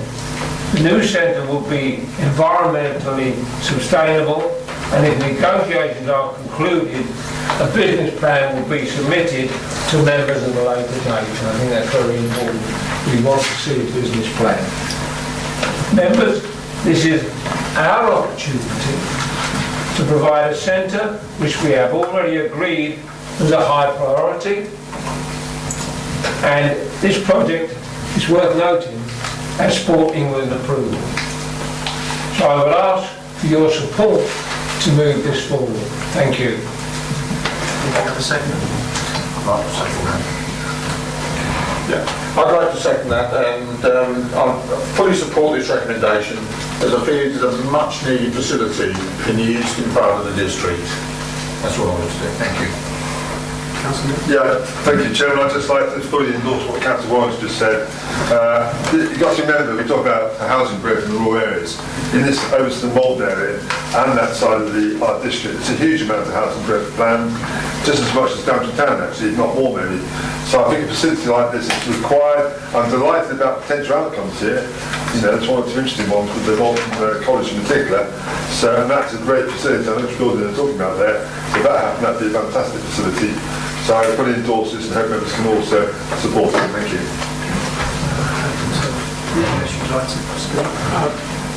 Just to say that we talk about leaving a legacy, and I think this is something that we should definitely do. All those in favour? Agree. Moving on to item 11. We'll detail this and then we'll be looking for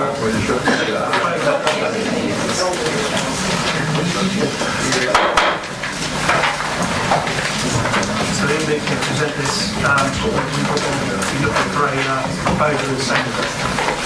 Chairman, with the exception of our new member, you will all be involved in this review, which is laid down in statute, so we'll have to do it. To review of the places, polling stations, and 3 recommendations in front of you. Very few changes. Changes that we are recommending are on page 3. So as far as you're concerned, all the stations that you are used to, with the exception of the 3 on page 23, will remain just as they are. You see the 3 recommendations in wanting to use one but the outcome of this review, which is more expensive, started back in March. Being through my hands as a result of what's come back from the consultation twice. So we've gone through over 80 individual polling stations, polling places, and this is the outcome of that conclusion. So 3 recommendations one, that the review be noted. The second one, that the arrangements highlighted in the report are agreed. And the third one, we give them some flexibility, should we need it, if any of these stations become unavailable within a polling area. So those are the three recommendations, Chairman. Just look for a proposer and a seconder. Councillor Brown? No real comment, Mr. Chairman, other than that I'm very much in favour of having polling stations. Thank you. Yeah, so did I read it right that the... Sorry, Councillor Brown, are you seconding? No, sorry. Right, so we're still for a I'll second. Councillor did you wish to speak? No, Councillor Brown said it all. Councillor Randall? Yes, thank you. Now, am I correct in thinking that the Daventry Court Hotel will now be moved to the Monksmoor Primary School? And I just wondered why, being that we... So I just wondered why, when we always try to avoid the use of schools, not say that would be a school that's closed during school. You consulted them, Mr. Councillor. You haven't consulted them. You were all consulted. You're all consulted them. Yeah, I know, I just asked the question just for the recording so the public are aware. Okay, fine. That's why I asked. Chairman, the use of the school has been agreed with the head teacher. The school practice is aware, is not full, and it's going through a process of gearing up. We can review the situation again. We have to review these. These reviews have to be carried out every 5 years anyway. As you can see, the next review is already highlighted in the report. And therefore, what we see is this is a means of servicing the new estate right from the outset in a building that is absolutely accessible for obvious reasons, it's brand new. And so it's been in agreement with the head teacher. It's not one of these that we will commandeer every time we have an election. Thank you. That's the question of the voting vote, so those in favour? Agreed. Okay, so we're on to item 13, sorry, 12. I'll ask Tony Juliet if you could present. Yes, thank you, Chairman. The two items of urgent business which relate to the outcome of the recent Kingston by-election. As we heard earlier in the meeting, that was a Liberal Democrat gain from a Conservative, which means that the Liberal Democrats now form a group which is recognised as a political group by Council. And therefore, Council is duly asked to note that the group leader is Councillor Catherine Lomax and the deputy group leader is Councillor Jonathan Harris. And the second item, which is also as a result of the election, is the review of political balance arrangements, given that we have had a change in membership. And you have on your tables a list of memberships of committees. I must point out, however, there's an error on that, so please do look at that as I'll just take you through it.